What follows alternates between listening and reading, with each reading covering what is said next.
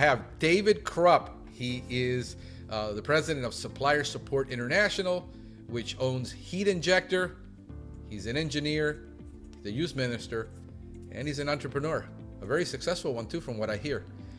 So welcome to the podcast. Well, good to be here. No, thank you so much for, I think I had you on before, and I don't know if it was one of your marketing directors was supposed to be on way back, and she had to cancel. She had some family issues, and she had to cancel, and then Mariah was like, hey, can I bring my father-in-law? And I said, yeah, sure, bring him on, it'd be fun. So I guess we'll do a dual podcast, because I do two of them. I do a Pest Geek podcast, which is for the pest control industry. And then I just started doing this one, the Godly Business Podcast, which has been like in prayer for like 2 years.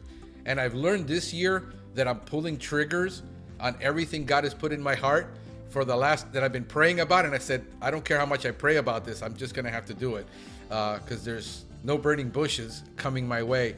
So I decided I'm going to just go ahead and launch this because I think it's going to help a lot of people who are struggling to run a godly business, because it's very difficult to be in business, much less operate under godly principles and stick to your guns and to your integrity and to do a lot of the things that you need to do to survive. I'm coaching and mentoring some business guys who are struggling in this area, and I think this is going to be just huge.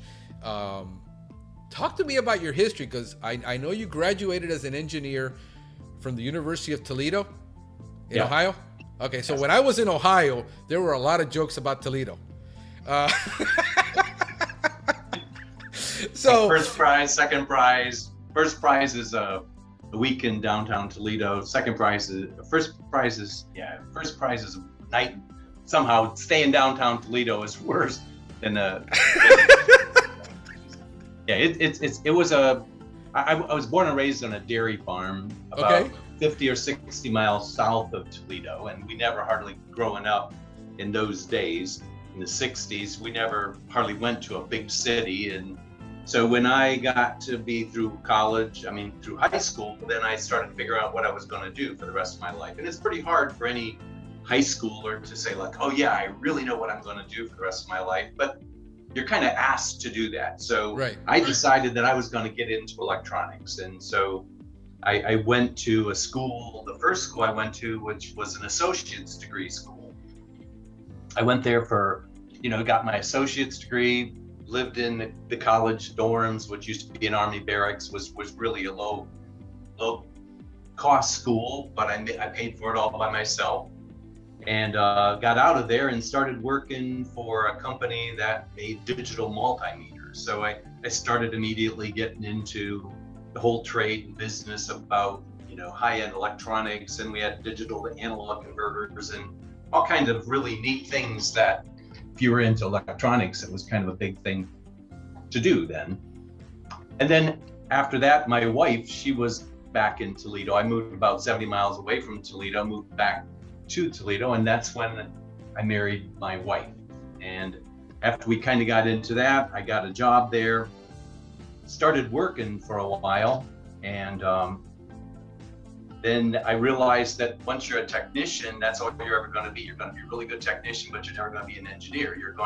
So here it is, I'm at the age of 23 or 24, and I'm kind of like top of my career path that I can keep doing this. And I see these other guys that are like my age now that they were still being technicians, and I'm going, this is not where I want, I've kind of like reached the top of my career path before I was even 30, and I'm going like, this is not where I want to go. So I started to go back to school for an engineering degree, and then had to kind of like restart almost, because engineering and technology doesn't always necessarily overlap. So during this whole process of going back into it, that's when we started getting to know really things about God, and really had kind of my first relationship with the Lord, where he started to really become real to me.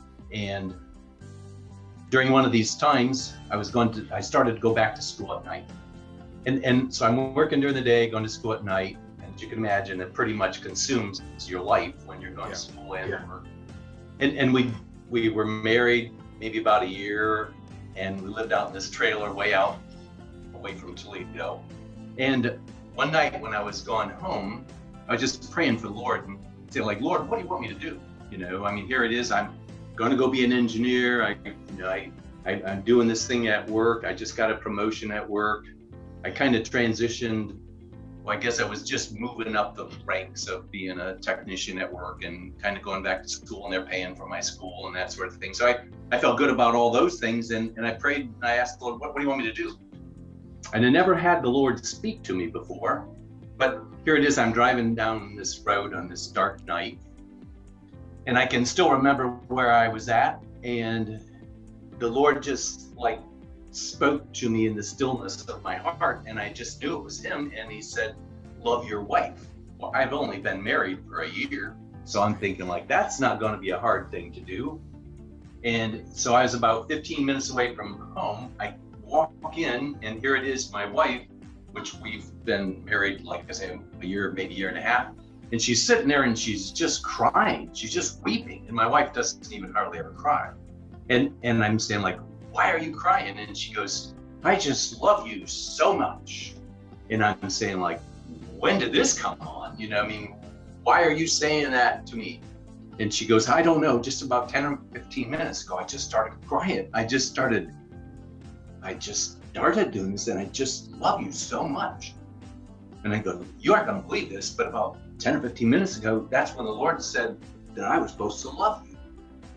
And so at that point in time, we go like, wow, that was really kind of surprising. It was kind of a confirmation that what he just said was really true. And I'm saying like, wow, this is really something that a God can do that. And so here it is at work. This is in a bad economic time. I think I forget what year it was. It was in the 1990s. And so there was an economic turn. It was like 1990, I don't know, 85 or something, you know? And everything started. My boss came over there and he goes like, man, in engineering, we were an overhead department. So they said, you know, they're going to let go a lot of you guys. And so I just had started there about 6 months before, and I just told everybody, I'm not going to get let go. The Lord gave me this job, and I believe I'm going to keep this job. And they're all saying like, hey kid, you're the youngest guy here. If anybody's going, it's going to be you, you know, like that kind of stuff. And, right. And yet I had a boldness of faith that says that the Lord gave me this job and I want to keep it. And at the same time, the Lord there was another verse that was kind of special to me at that same time, that it says, seek ye first the kingdom of God and his righteousness, and all these things will be added to you. So remember how when you said like, how do you know how to run a business? You have to have it inside of you to run a business. If you're doing it based upon what you're looking at somebody else to do, and you don't have the iron on the inside of you to run the business, it's going to be a really hard thing for you to do. Because there's times when you don't know what to do, and you just have to say, I'm going to step out in faith. Yeah. And during this whole time, there was another thing that I went to this Christian retreat, because I'm starting this new business. I don't really know which way I'm going to go, and I don't know how I'm supposed to do it. I had a background in engineering. I could build things. I had a background in all kinds of, I guess at that time I didn't have very much of a background, but as I moved forward in my life, I went back and I had to start to understand the same, you know, all during the stages of your life, you have to go back and reconnect with the God that's driving you at that point in time. And as it goes through your life, you're going to have different trials, but you're going to have the same God. He's going to be with you, just like David. He goes like, you know, you were with me when I killed the lion and the bear, and now who is this uncircumcised Philistine? You know, and he had the same God that led him back then, and it was going to still lead him there. And he goes, that's the one that's going to be, you know, so when you're talking about Christian business, you better be rooted really well, because all the trials and all the struggles are all, it's kind of a life thing. So I'm going to jump back here. So we just got married, and this is kind of an important part of my life. And I had this really close relationship with the Lord. And then we had a child. And then I was born and raised a Catholic, and I kind of was becoming more of a non-denominational. It was a real problem for my family, for my wife. And at that point in time, in the 70s and 80s, not being a Catholic after you were a Catholic was a really big thing. And it was just, so it wasn't about God, it was more about the religion. And so my wife said, hey, it'll kill your mom if we don't get her baptized. So we went back to the Catholic Church. And it's nothing about them, but it's just the fact that I went from being driven from the inside to being driven from the outside. And when I started just being driven by the outside, now I just had to just do the rules. And it really made my whole relationship with Christ just become really cold. Right. And this is the prayer I remember saying one day when I was going to work. I said, Lord, help me to want you, because I don't want to want you. And that was my prayer. That was as good as I could do. And it was just about that holy, and that was what I remember. I got out of my car and I went into work. Within 6 months, everything in my life blew up. This woman that said that she loved me so dearly, she started to have infatuations for another guy. And so my whole life, everything that I was working for, everything, my son, we just had to have, he's like 1 or 2 years old now. And I'm saying like, wow, everything that I had just went up in smoke overnight. And I still didn't have a real connection with Christ yet. But I had this sign on the back of my car that I still put on there, and it says, why worry, tell it to Jesus. So about a week later, I remember I was driving to school with one of my friends, and I go like, wow, I'm starting to really feel good. And he goes like, well, what have you been taking? And because he knew of my whole situation and that sort of thing. And so I just knew that night I was going to meet Jesus that I hadn't met for a while. I went to this class, I came back out, and I was walking across the parking lot. And as I'm walking across the parking lot, I remember it was like my best friend was in the car, and he was waiting for me. And as soon as I got in there, he just, boom, took all these burdens away from me instantaneously, and just, dropped his spirit inside of me, and he changed me. And that prayer that I said, help me to want you, that I never wanted to want you, I didn't put an end on it. And so he just came in. And since that time, I've just been like drawn to do the things that he called me to do. And so during that time, my wife still was in this, you wake up from something like that and you go like, wow, my wife still was on a running away, and that kind of stuff. And so I had to it says, seek ye first the kingdom of God and his righteousness. So what did I have to do? I couldn't look at the problem. I had to look at him. It's just like when you're walking on the water, Jesus said, walk on the water. And as soon as you started to look at the winds and waves, you started to sink. And for years, I had to learn that don't look at the wind and the water, look to the truth. And during this time, he gave me truth. And one of them is like in Psalm 128, and different parts of scripture really just mean something to you.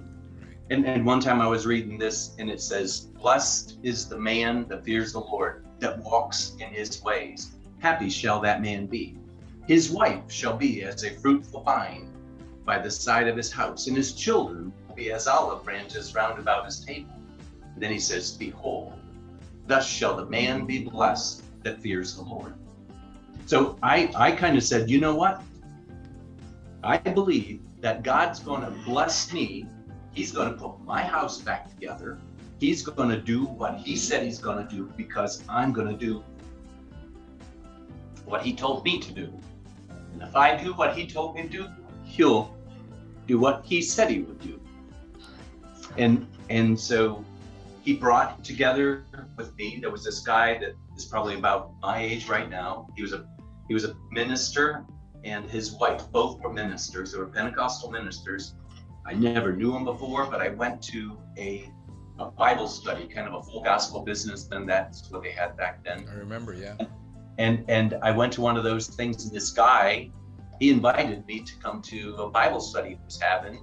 And at the Bible study, then afterwards, he said, hey, long story short, he started to counsel with me. And so he and his wife for 2 years, every Monday night, I would go over there and we would just kind of sit in discipline, and I'd be all tight in a knot. And he would come over and just kind of help untangle me and steer me in the right direction, and gave me cookies and ice cream when I left. And you know, kind of, I got to be really their good friends.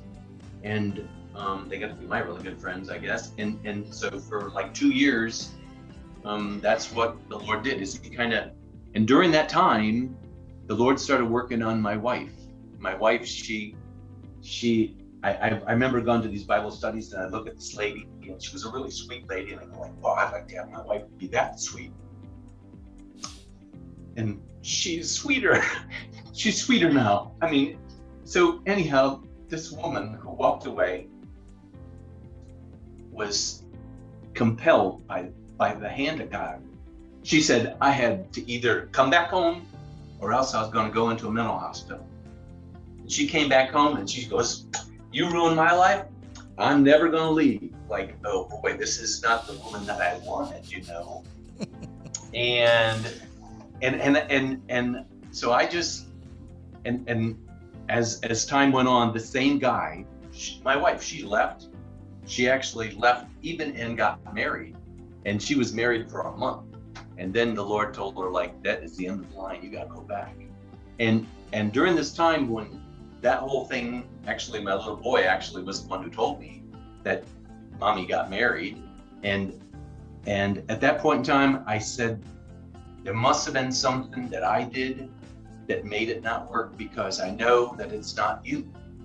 And so I just kept on going. And within a month from that time, she was back at home. And the first time I helped her move, and then the Lord goes, I didn't want you to help her move. So she was there, she moved out again. And so the next time I go, like, you know, the Lord said he's going to build my house. So I said, okay, you move her back in here. And long story short, he moved back in here, or transferred her whole heart, her whole mind, just like that, the Lord, it says that you shall know the truth, and the truth will set you free. And I saw her come to understand that she was deceived, and that all that was just a power of darkness that fell over her, and it was just removed. And overnight, in 5 or 10 minutes, it was gone. And she went around and told all the neighbors about how she was deceived. She went, big Christmas party, she went over and told everybody, like, wow, what a bad thing that she did, and I was sorry that, you know. So this is the heart that this woman has. And so she just became my helpmate. Since that, we've had 4 more other children. We have 5 children. We have 14 grandchildren now.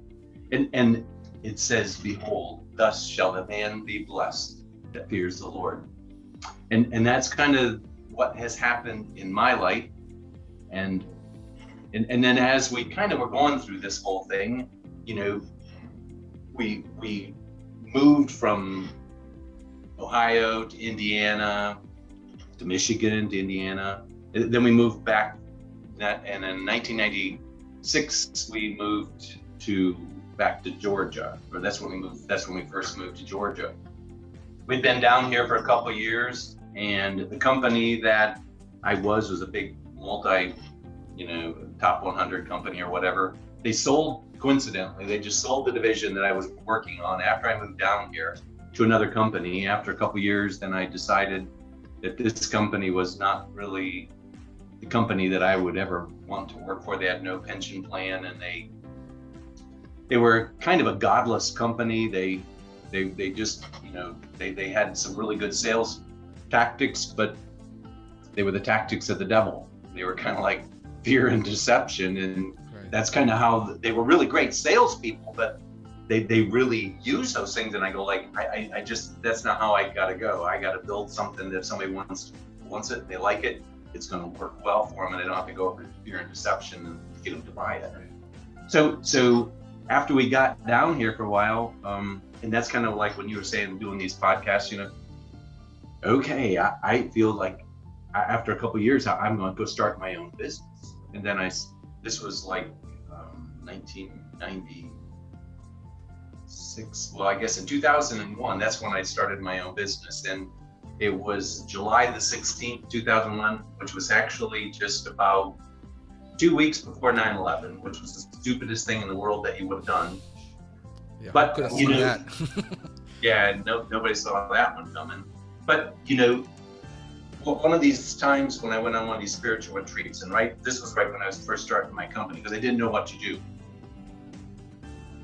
I got up in the morning and I was going to go down, and I knew that the Lord was going to give me it was just like Moses. He's going to give length, width, and height of this thing, and I knew he was going to give me the length, width, and height of this thing, and I didn't know if I was going to build a building or do whatever. And so as soon as I figured I was going to sit down there and walk and wait and stuff like that for the Lord to speak. But as soon as I started walking on the sand, the Lord spoke to me, and he said, "Seek me always, acknowledge me in all your ways, and lean not unto your own understanding."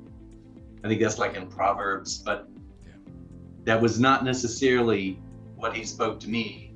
Those are the things, but the things that he impressed to me is, seek me always, acknowledge me in all your ways, and lean not unto your own understanding. And if you stand back and look at that, that is faith. Seek me always, acknowledge me in all your ways. And so he wanted me to walk by faith, and he just told me those things, do those things. And so that's kind of how it is that he's done throughout my whole life. He's kind of done those things. And then as I started in this business, the Lord showed me this other thing, and it was a method to heat air. And I was actually designing a spray booth for Bluebird Bus, and it was going through this whole thing, and I went up to get some coffee, and I'm walking across my kitchen, and just like that, this thought came to me, and I go oh, I've never seen anything like that before. And it was the thought of this thing that later turned into what we call the heat injector. And it's a unique way of heating air. And he showed me in 2004, and for the next 2 years, I go, if it's so good, why hasn't somebody else done it? And I searched, and I figured out would this work? And so I kind of was asking a lot of different questions, and I never really applied for a patent on it until I was going to go file for a grant. I was going to go get this $250,000 grant, and long story short, I didn't get a grant, but that's kind of when I first wrote the patent for it. Got the patent back. Every claim that I did was denied, and then I had to go back and fight. They compared it to a grain dryer. They compared it to all these different things because they'd never seen anything like this before. And then after it was all said and done, we were granted our first patent in 2007. And then my son Kevin, who was my youngest child, he started working with me. And then about 2015, 13, 14, 15, that's when we started designing one of these things for the pest control community. And the first one we designed wasn't really where they were, so we kind of we're about our fifth design now, and so now we made it modular, and that was kind of something that Kevin kind of grew up on when he was going through college for his industrial controls thing. That's kind of when we were designing this thing, and so we kind of designed it. It was just something that I've been able to kind of help my kids grow up doing these kinds of things and teaching them and that sort of thing. So that's part of Christian business, so that you can kind of bless other people and teach them what you know. Yeah, no, I've got 1,000,001 questions for you, but I know we don't have a million years. The Lord is going to come before I'm done. But I just, first of all, thank you for that testimony, because, man, I'm currently going through a divorce. It's been a 3-year back and forth. I went through something similar to what you went through, and it's, I'm still praying to God for healing for her, because I know she needs it, and that is an enormous. I know a couple of guys that are going through it right now. People are just there's a hurting world out there, and I see so many men and women just confused about what they want in life. Yeah. It comes down to what they don't know what they want, and they don't know why they want it or don't want it. And once they have something, the reality of what a lot of things are in life, like marriage, business, sets in, that it's hard work. That a lot of people sign up for a wedding and they realize that there's a marriage. Yeah. They make huge plans for weddings, but they Yeah. don't make any plans for marriage, because a lot of households and these days have not seen a traditional family. Yeah. It's been tough for a lot of people, especially a lot of women who don't have relationship with their fathers. I see that in ministry, and me doing youth ministry for 20 something years, dealing with that there's just an unhealthy relationship with parents. It transitions over, and a lot of the time, and you couple that with unbelief and darkness, and and then you're a believer in the family, you got a target on your chest. It becomes doubly hard. That's an enormous problem, and especially that's one of the reasons I did do youth ministry. I lost my father when I was 5. I was raised by a single mom who struggled her whole life. I mean, right now she's at home with me. She's got terminal cancer. That hit me hard, because she had known for 2 to 3 years but never told me, and I found out a month ago. And ever since, that was when it was already really bad, going downhill. And I got insomnia right now. I'm dealing with that, because anytime I get hit with something really difficult, like this, personal. Yeah, so the nurse is here to take a look at her every morning and making sure how she's doing. Oh, okay. Yeah, but that's been, you got the separation for, we've been back and forth for 3 years. Then you got COVID hit in our business, took the proverbial downslide, and dealing with the employees, and and then now my mom. It's been, if it wouldn't have been for my faith in Christ, I don't know what I would have done. Dealing with all this at one time, where you're juggling all these balls in the air, and usually everything is so. Yeah, this is where usually the rubber meets the road, where that faith in Christ, and I've been having, and I'm still mentoring and teaching and trying to. In my life, I just know from my calling from when I was born again. The moment I was born again, God put in me the gift of teaching. And I've always been I come from a technical background in computer science. But my passion is always training people. And I look at training and discipleship in the same way. Yeah. And I look at a lot of the problems in a lot of industries and in the church, where there is no real discipleship happening. It's teaching and lectures, and that's not training, that's not discipleship. That is part of it, but I'm more of being hands-on with the people in the field, walking. I just had a conversation with a young man who's struggling, and he was grown up in the church and struggling in his life, and I said, you really need to understand this walking with Christ and discipleship. And I said, call me at night. Like, we're in this, call me, he's far away, but call me at night and we'll go through scripture together, and at least I'll be there with you.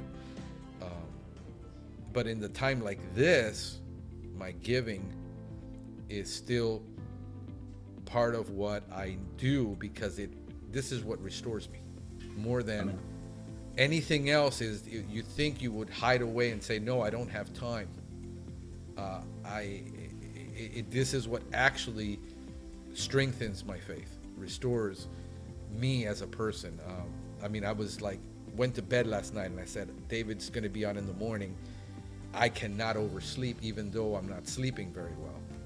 I'm trying to, restore that sleep, and it usually takes 2 to 3 weeks for me, and then I start dealing with it. And that's been. Están arriba de la mesita esa negrita. Ahí arriba mismo está. Están en una cajita. Está en la otra esquina, el otro lado, el otro ladito de la Ahí arriba. ¿Lo encontraste? No, dame un segundito. Hold on a second. Okay.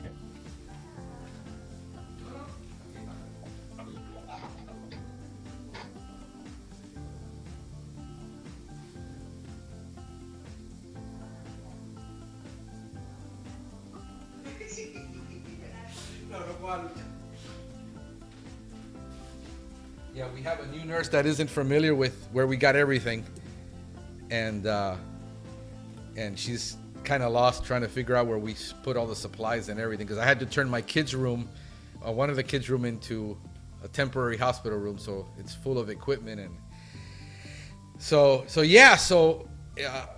to me, that, you know, it is what Paul said about Jesus is more blessed to give than to receive. For decades, that's just been in me, that in the time when you can least give, whether it's money, your time, your mind, your words, you always have something to give. Amen. That you're never in lack. You know, I am a firm believer that Jesus says, you know, I supply all of your needs according to my riches and glory in Christ. So the emotional need, the physical need, the spiritual need, that's where, you know, that I know that God supplies so that I can give, even in the midst of. So lately, God has, you know, in the last year, the fruit of the Spirit, and, you know, faith and hope and love and gentleness and meekness, self-control. It's something that can't be faked, and you have it or you don't. And it can't be faked. You can't manufacture it. It isn't, like you said, the religion, the external versus the internal that flows out of you. And I think that, and I'm dealing with that and everything that I'm going through, and at the end of the day, God is showing me that fruit more abundant. You know, the faith by trial, the faith by tribulation. A lot of people think they miss it. I'm talking to a lot of brothers who says, I feel like throwing in the towel. I got people starting business this year. You know, I started mine in 2009 when that economy took a dump. I never saw God not provide. You know, it's just an incredible amount of stuff. But at the end of the day, you know, and I just, you know, I was ministering to trying to minister to my former associate pastor at the church that closed down, and he was left without a job at 60 something years old. He's afraid of COVID. He's afraid right now of everything. I says, you know, I'm giving him some of his old tapes, like, you know, remember when you preached this? The shoe's on the other foot now. This is where you walk in faith, and this is the real stuff. I hate it with a lot of the entrepreneurial garbage that's out there, where everything is, if you buy my program, if you do this, if you do that. This is real life. This is, you got a business, you got a family. My kids are dealing with it. I got an 11 and a 6-year-old that is dealing with the loss of grandma and the separation, and we're balancing all this in real life. I mean, it's a lot for a lot of families, and the only thing I know is my faith in Christ. I don't know anything else. I'm not that smart. You know, I'm not brilliant to figure a lot of things out. I have to just walk by faith, and just that, you know, those are key verses, by the way, that you put out there. You know, seek first the kingdom of God and his righteousness, and all these things will be added onto you. Man, what does that king want? And you know, the part right before there, it says that, you know, all the things that the businesses try to do is they try to teach you how to focus, and it's all mental. Yeah. So the thing that we have to realize is that when we're born again, the part of us that's born again is our spirit, not our mind, not our will, not our emotions. Yeah. And when people are trying, it'd be just like you, when you're in computer science and you're seeing somebody and they're over there and they're trying to do something, and maybe they don't have a touch screen and they're trying to touch the touch screen and make it work, and it won't work.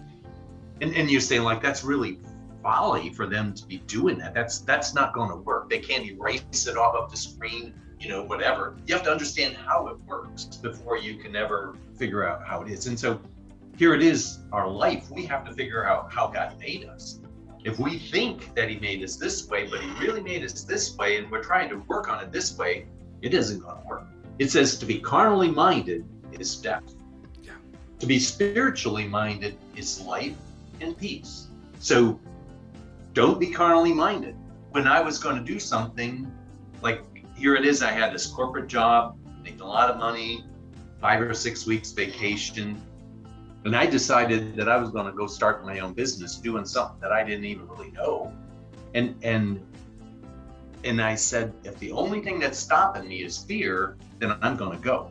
Because fear is always going to be there, and it's always going to. So if the Lord prompts you to do something and the only thing that's stopping you is fear, there's always wisdom and godly counsel and like make sure you know what you're going to do. But sometimes there's going to be times when, like Peter, they said, hey, walk, come, and there was water. Maybe the dude didn't even know how to swim. I mean, that kind of would have been a big deal for him, to just go out there and walk on the water. But he tells us to do that. And then there's another part that says, count it all joy when you fall into these diverse things, because, all these things that happened with me and my wife, and then when I got into my other business, I just started, I had a $250,000 job in Dubai, and that's when the whole house of cards fell, and that kind of stuff. And so, I had a 401k that I was living off of, but it went from 1,400 down to 8,800. And then this big $90,000 deposit that they had given me for this big job was canceled. Then I had to give them $90,000 back.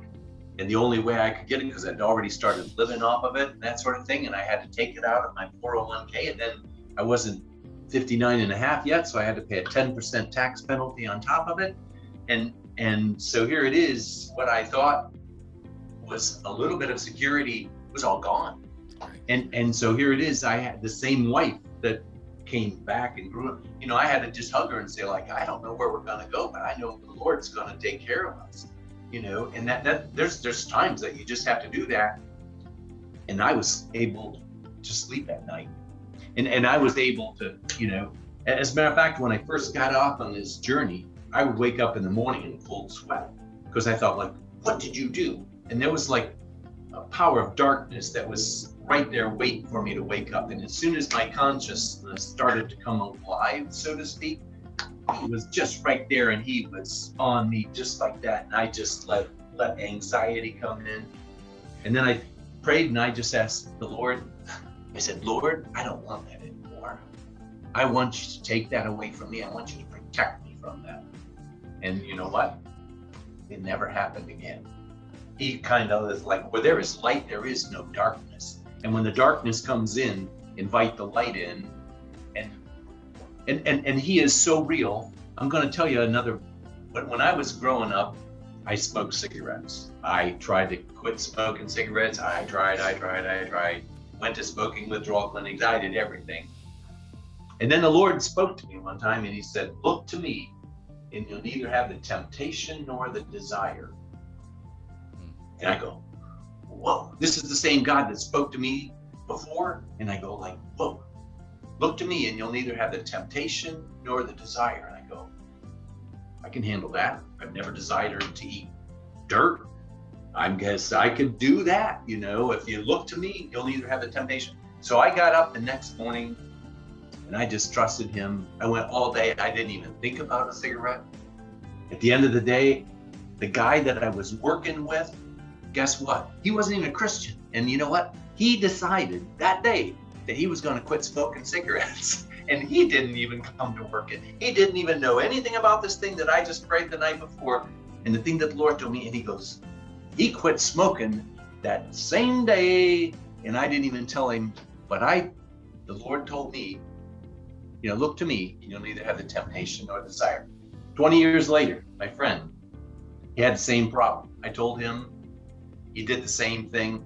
He woke up the next morning. He goes, every morning when I got up in the morning, as soon as my feet, I'd light up a cigarette. He said the next morning he got up, went through his thing. He was in the shower and he realized that he didn't even have a cigarette. He started to bawl, and he had not had a cigarette since then. So this is how real God is. He wants us to feed those people who are hungry and thirsty. The people that are not hungry and thirsty, they don't want to hear. They can't hear. Right. You know, and so therefore we have to pray that the Holy Spirit puts a hunger and a thirst in their lives. And then the Lord says, out of the innermost parts shall flow rivers of living water. And that's what they really want. And the world's not going to find it. And, you know, it says to be carnally minded is death. You don't notice it right away, but it's just like a bug that has got poison. It's a dead man walking, you know. That's not going to be, it's like throwing your canoe in the wrong river. That's not going, you're going to never get there. And not until you realize you got to walk in the spirit and not in the flesh.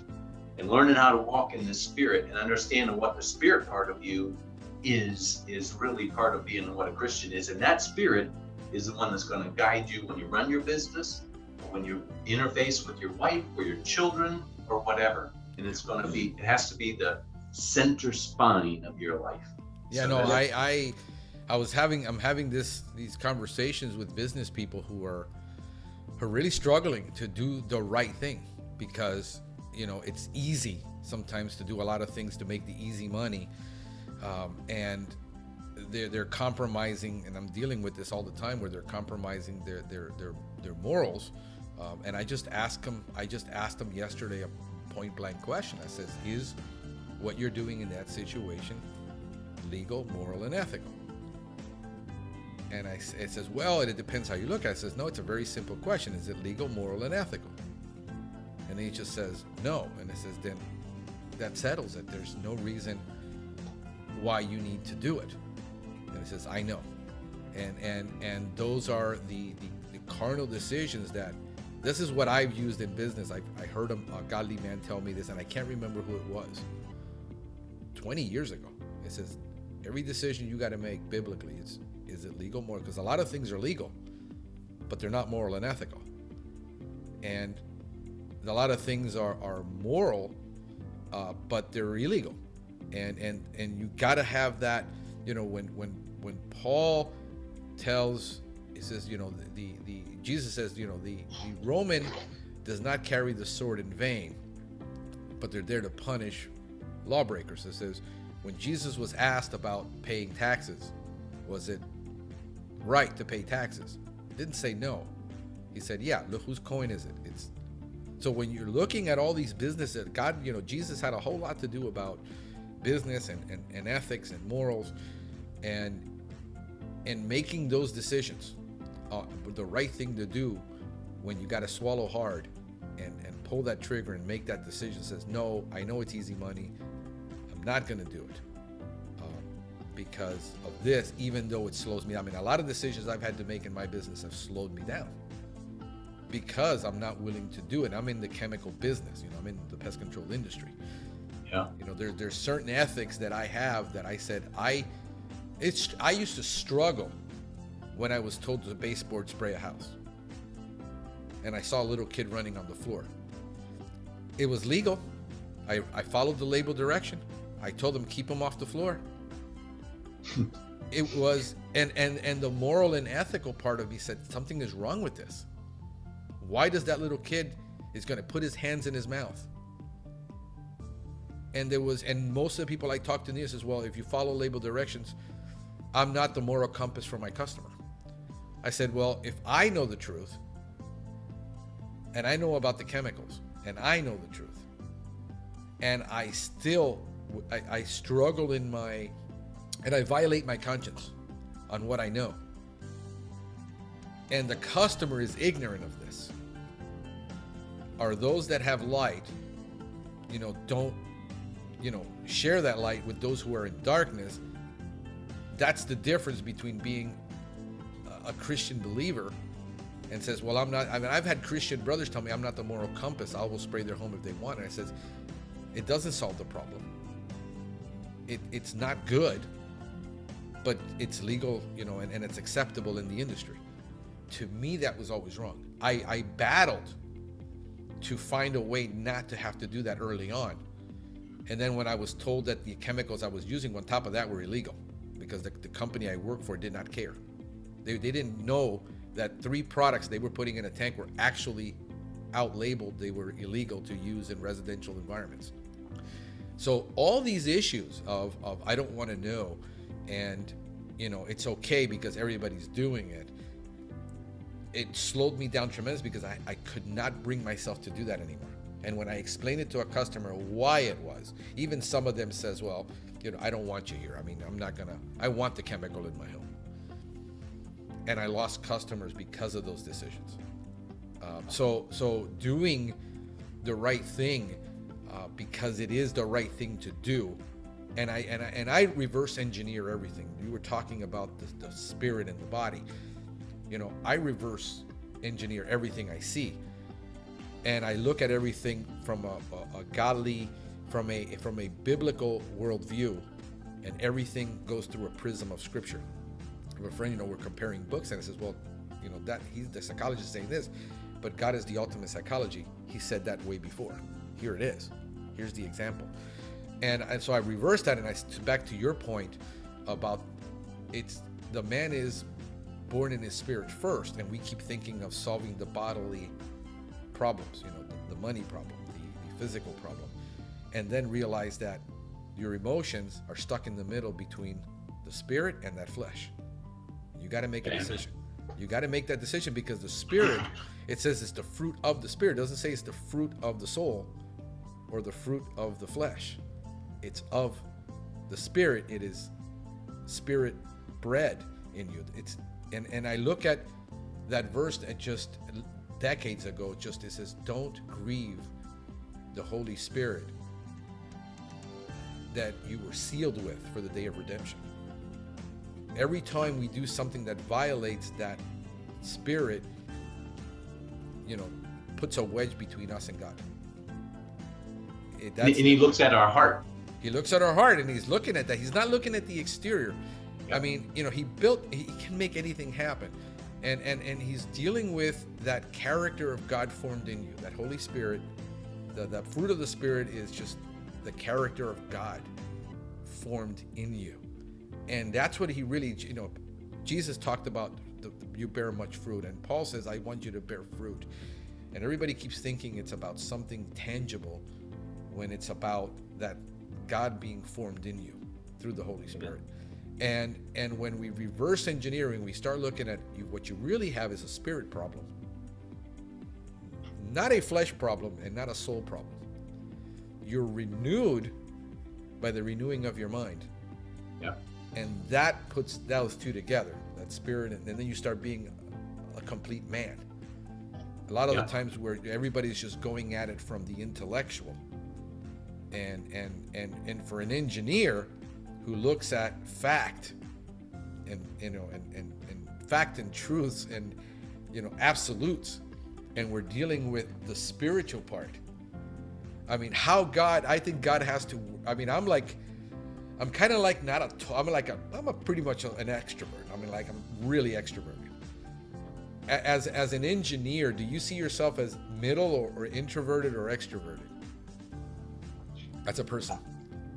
As a person, I probably am much more of an introvert. Yeah. But when I'm on a path, once that an introvert figures something out, then they want to tell everybody about how it works. And I think that's kind of what the scriptures are all about. The Lord wants to go off on the inside of us to the point where that's where, when we have all these trials and tribulations and all that sort of thing, God was called like a silversmith. And you are precious. He bought you, he paid for you with price. But we got dross in our life. Dross means impurities, things that you don't even know why you're thinking the way you're thinking.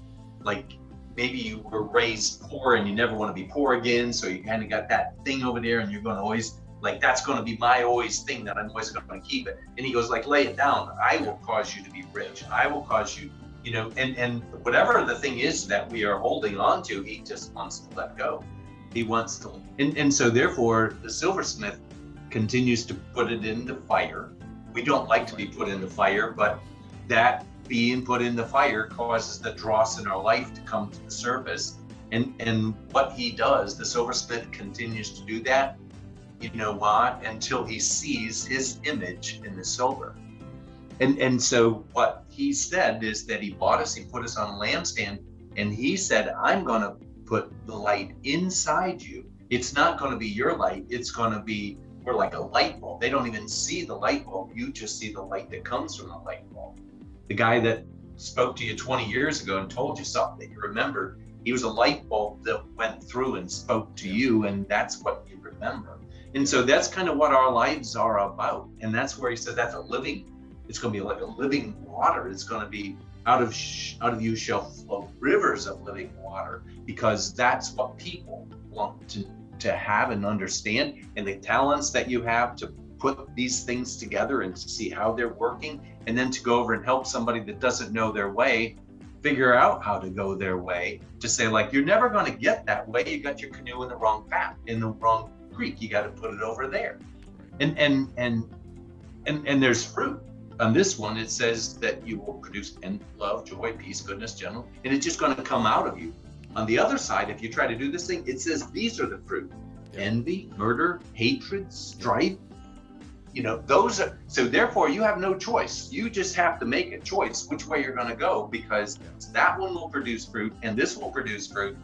Which one do you want? You can't go on this one and hope for that fruit. It ain't going to happen. And that's kind of where the Word of God is real simple. And it's just like engineering. It says, like, you know, if you're going to go this way, you're going to throw that in there. It's a conductive. You're never going to have a static charge on a conductive thing, you know, whatever you know. So now you have to do, it's just a law of science. And this is how it is that he made us. And his truth is his word. And that's kind of what we have to plant in our life and be guided by that.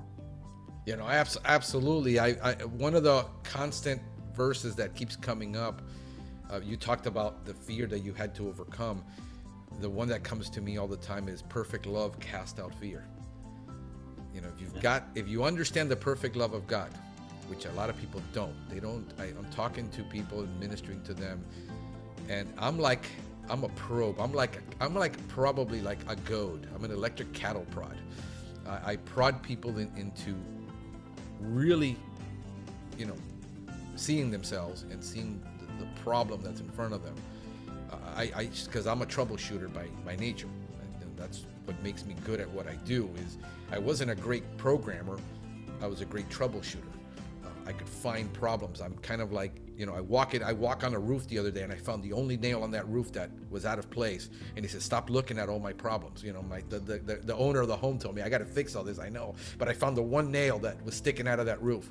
I'm just wired to see the problem and then offer a solution. I have a very difficult time engaging in conversations where people want to whine and complain. And I got people that are coming to me 6 months later telling me the same thing. Lo puedes poner ahí, yo lo boto, no te preocupes. La ropita arriba de la bolsita esa que está ahí, que tiene ropa dentro, que para yo lavarla. I just don't have for you to come and tell me your story and then say, what do I do? And then I tell you what to do. And then 6 months later, you're back at me again with the same problem. You know, ask me again, I'm going to tell you the same. I have an enormous amount of patience, and people are like, man, how are you so patient with this guy? He says, because he's trying. He's falling on his face, but he's getting back up and he's trying. He doesn't give up.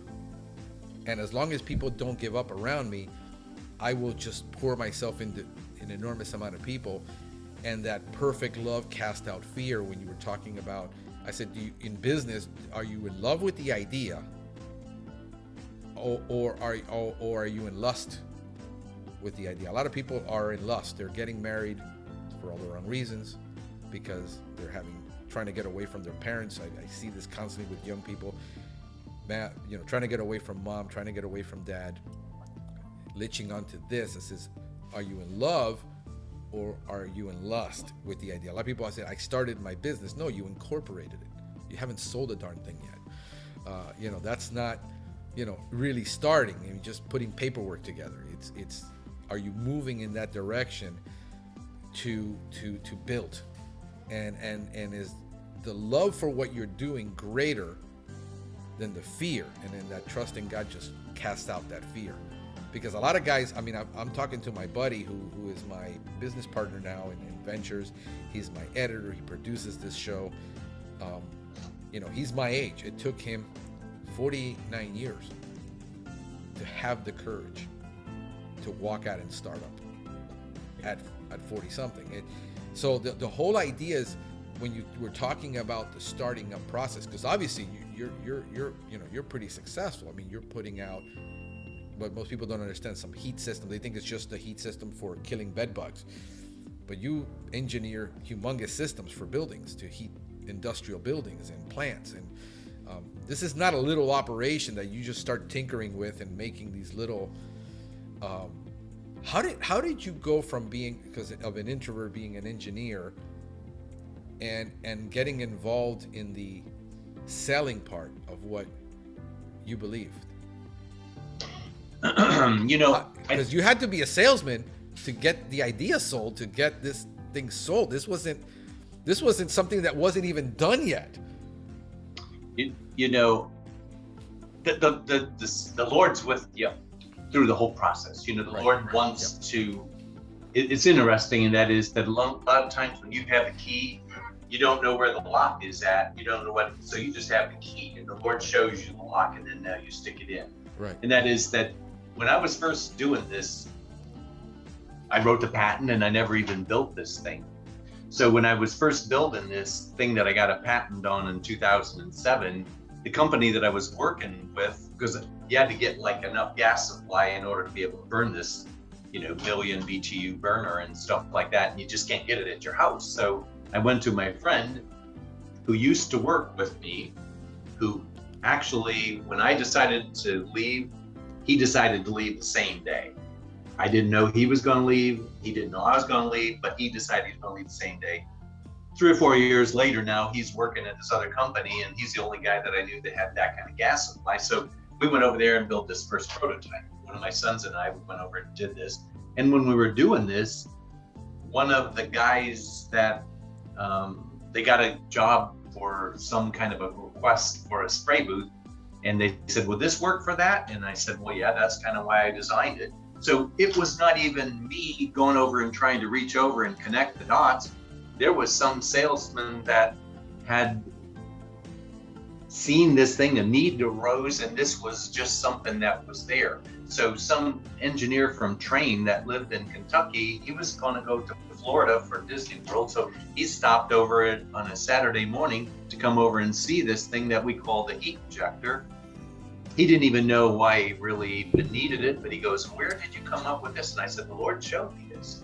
And so on one end, he would see this thing and it was just bringing in cold air, and the other end, it was just coming out. He was like, "How in the world did the heat get?" Sorry, going back to your the sales side. The sales side, yeah. What you God gave you the vision on that.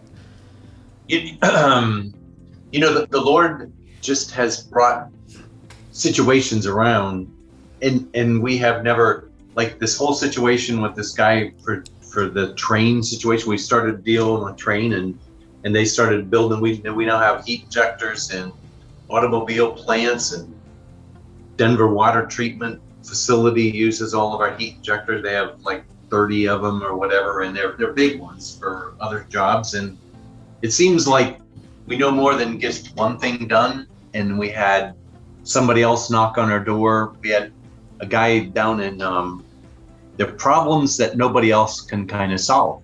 Right. There was a greenhouse down in Texas that it was put together by the Presbyterian Church, I believe, and they built it, and they built it a little bit wrong, so the heater was before the dehumidification coils, and then they wanted it to be reversed, but you can't do that.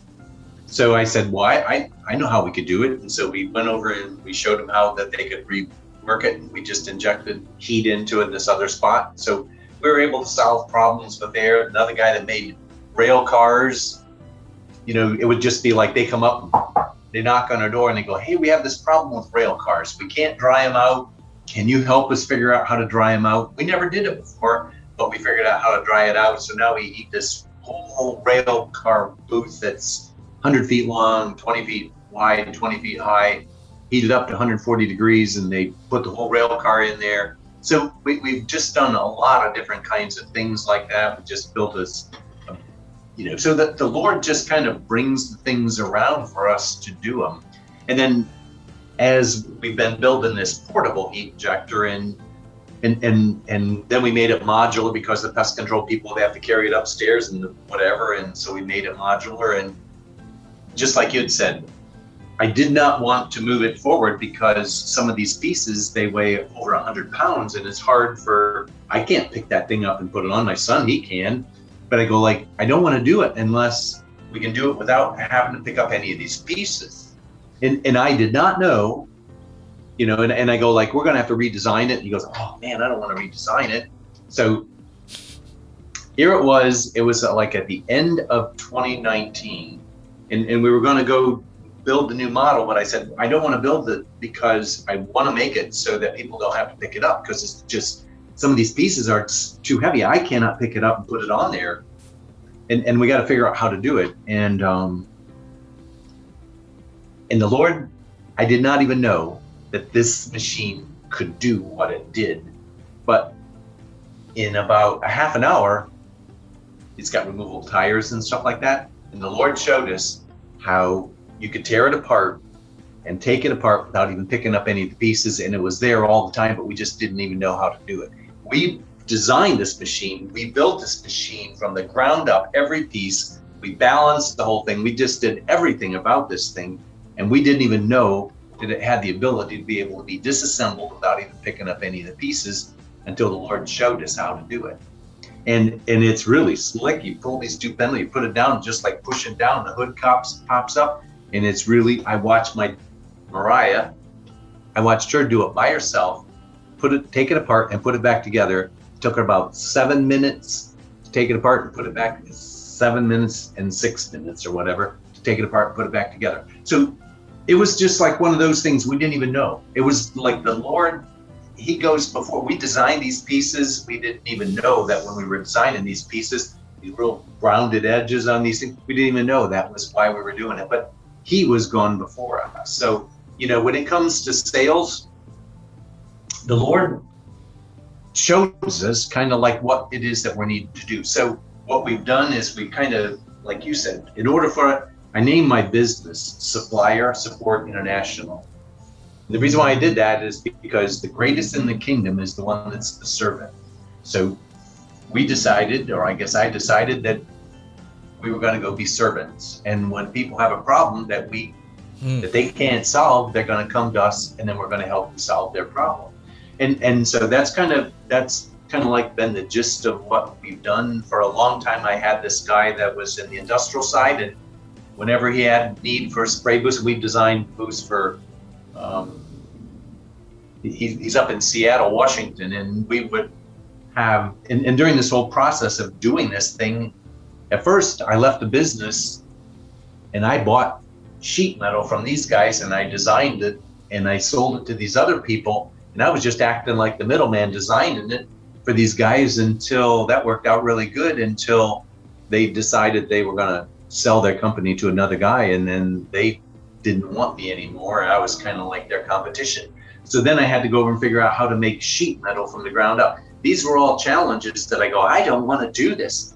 I thought this was going to be an easy way for me to do it. Now you made the water a lot deeper here, because I have to figure out how to design sheet metal and bend deductions and how to run it through the press and the brake. And so we designed this whole system about how to do this thing, and I could design something, drop it on a spreadsheet, send it up to these guys. They knew all the parts. They printed the labels. They sent the parts off to these other people, and it was great. I mean, it was just, I would design. I was just design. And talk about being an introvert. I don't listen to music. I just sit there and I design things. The Lord shows me how to do it, and still, all quiet, nothing. And that was kind of like how the Lord just spoke to me. And I just was kind of like hiding in this cave with the Lord, and he would just show me how to do these things, and I would design them. And that's kind of how these things kind of got birthed. So that now we're starting to make then this portable machine for the pest control market.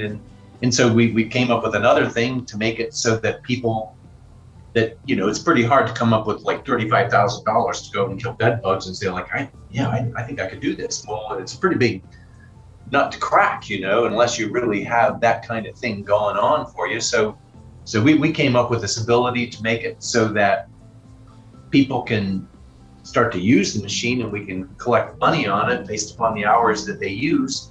So we actually have developed this capability on our machine that we can cellular communicate to it. When it turns on, we know the hours. Wow. We can know where it's at. We know the GPS location. When they shut it off, it tells us how many hours. And if they don't pay, we can actually shut it off, and they won't be able to operate on it. So it's just like a Coke machine you put in somebody's. So basically, you're leasing the time for them to use it, so that so if they're downtime, they're not paying for something. But if there is uptime, then it's a fair system, because then you're making money and they're making money. So yeah, I think that's amazing. As they make money, and that you can spend a lot of time trying to sell somebody on something, but if they have a need, then it makes it easier for them to be able to get it. And then basically I just take that money that they pay, which is part of, and we're going to bill them after they actually already did the heat treatment. So they will have already been paid. And so they can buy it without necessarily feeling that they have to drop all the money on it right at the first day. That's amazing. Yeah, going back to sales, because I was in sales. I mean, I trained in I took my first electronics course when I was probably like 12. I like tinkering with stuff. Okay. But I found that I was a real extrovert, and it was very difficult for me to sit behind a computer, suffering with ADD. I literally had severe ADD. I mean, I was so bad in second grade that I flunked second grade, and then they discovered it. And they had to put me with a teacher for 4 hours a day, me sitting by her side. Literally, I was her only student for half a day in elementary school. So it was really bad for me to sit with somebody. Like, I can have this enormous conversation, but my mind is, as I'm sitting here with you, I'm thinking 15 things, and I'm an extrovert, and for me it's so easy for me to go out and just talk to people. But I'm not a high pressure sales guy.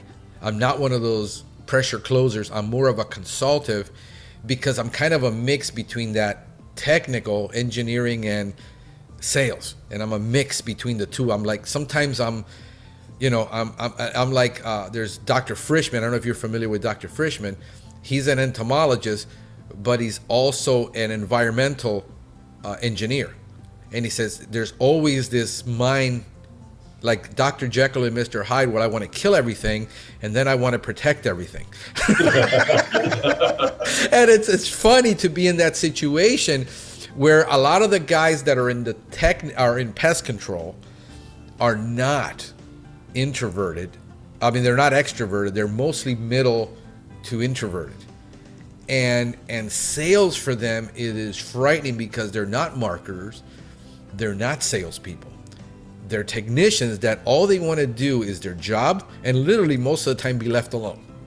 That's the typical technician. So that's why I asked the question, how do you go from being an engineer? Because I got several friends. One of my mentors was an engineer. He was a biological engineer, a chemical engineer, an electrical engineer. And he says, I'm an introvert, and he has to do consulting. And he sold consulting in his business when he went solo. He builds oil refineries for food processing, for oil, for soybean oil and all that, and extractors and all that. And we used to have these conversations all the time, because the man was just brilliant. And I always found it funny that people think you have to be an extrovert to be a business person. And only extroverts are business people. But I find that middle of the road guy to introvert is usually more successful. I think there is the entrepreneurial myth of people throwing stuff out there, because you see me talking all the time. I'm on a podcast. I'm always talking to somebody, and I'm a social butterfly. And for me, but I'm always coming up with harebrained ideas. It's just constantly. And it's almost like a blessing and a curse at the same time, because I got to learn to slow that down. So that's one of the reasons I ask, is it's very difficult. But I want people to know that I'm doing a lot of sales coaching right now on that area of creating a great concept and learning to sell the solution. versus what you did was you came up with these solutions. People came knocking at your door, and you were able to show them the solution. And I think it's more important to show people the solution. Yeah.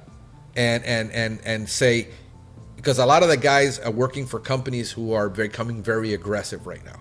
Everything is about an upsell. Sell the client something else across the line, whether they need it or not. And I've always been against that as a salesperson. Always. I mean, I fought it tooth and nail. I says, I offered it.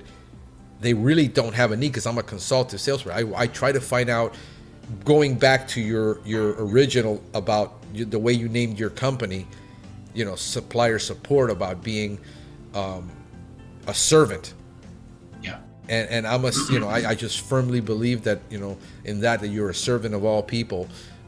Nobody's above you, nobody's beneath you. You just have that heart to serve people, which is why we're trying to give away $100,000 worth of pest control this year, which I can't give away to save my life right now. Nobody will take it.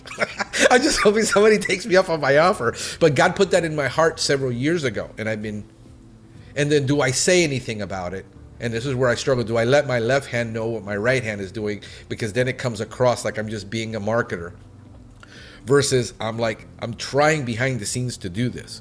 And it's very hard. But so I'm a servant leader, and I'm a minister all the time. I just don't see myself separate from my work, and my work is my ministry, because I'm figuring out what you need to serve you.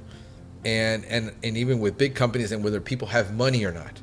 And that becomes, you know, so I was always, you know, these guys are always dealing with this in their heart. And I know that's a struggle in their heart about being a salesperson when they don't feel that the person needs it. But if you really try to find out and reverse engineer and figure out where the need is, Yeah. and then offer the solution, and it's up to them whether they buy it or not. It's been working for me. A lot of sales guy will disagree. No, you need to be cutthroat and this and that. I totally disagree with that concept. I am more in line with the way you ran it, to where you're figuring out where the problems are. But for me, it's easy because I'm a troubleshooter. So I see problems everywhere.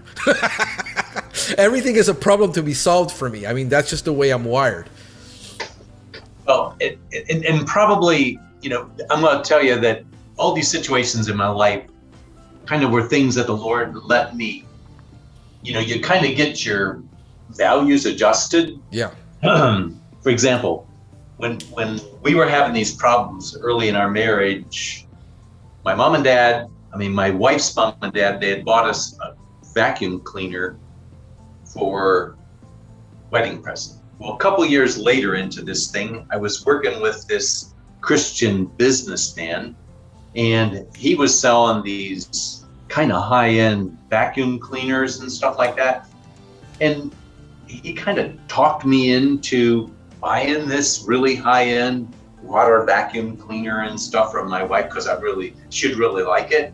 And his goal was to try to get me to buy that. He didn't really care anything about my wife wanting that. Maybe it was really good, but he knew we were just brand new married. I didn't really need this thing, but he was going to sell me this thing. So I thought, well, I'm going to make her happy. You know, she's not really happy with me right now. I'm going to go buy this sweeper for her. And I bought this sweeper and traded in the one that she came, and I tried to show it to her at the end of this thing. The salesman sold me this thing on, and it didn't turn out well at all. And so at that point in time, I kind of realized that I don't want to talk people into buying something just because they're, you know, and so therefore I had a rule. They have to really want what I want, what I'm designing, and then I want to design it better so that they really want it more before I have to go over there and try to sell people on it. The people that I have talked to people on it, they liked it. And many of the people that have bought one of these things have bought a second, you know, and so it's a good thing, you know, but that part of me is probably, like you say, it's kind of a hard thing for me to go over and try to force it on somebody. So that's kind of why I kind of changed this other softer touch that says like, hey, now I'm going to tell you that I can be abused by doing this thing, because I've had some people kind of try this thing and, you know, kind of backfired on me and that sort of thing, because they tweaked the machine and then it didn't work, and then they kind of said, oh, I don't want it. So that's fine, but that's part of what we kind of like learn. If we're going to serve somebody, we have to be willing to serve them, you know. And so that's kind of that's probably, Frank, if anything, that's one of the hard things for me to transition over into the sales thing, because not everybody has the same giftings that you have, that want to go over and just feel like, I like to talk to everybody, you know, that kind of stuff. So yeah, that's it. So I'm trying to have empathy where I understand where they're coming from, because I struggle with it. I mean, I love talking to everybody.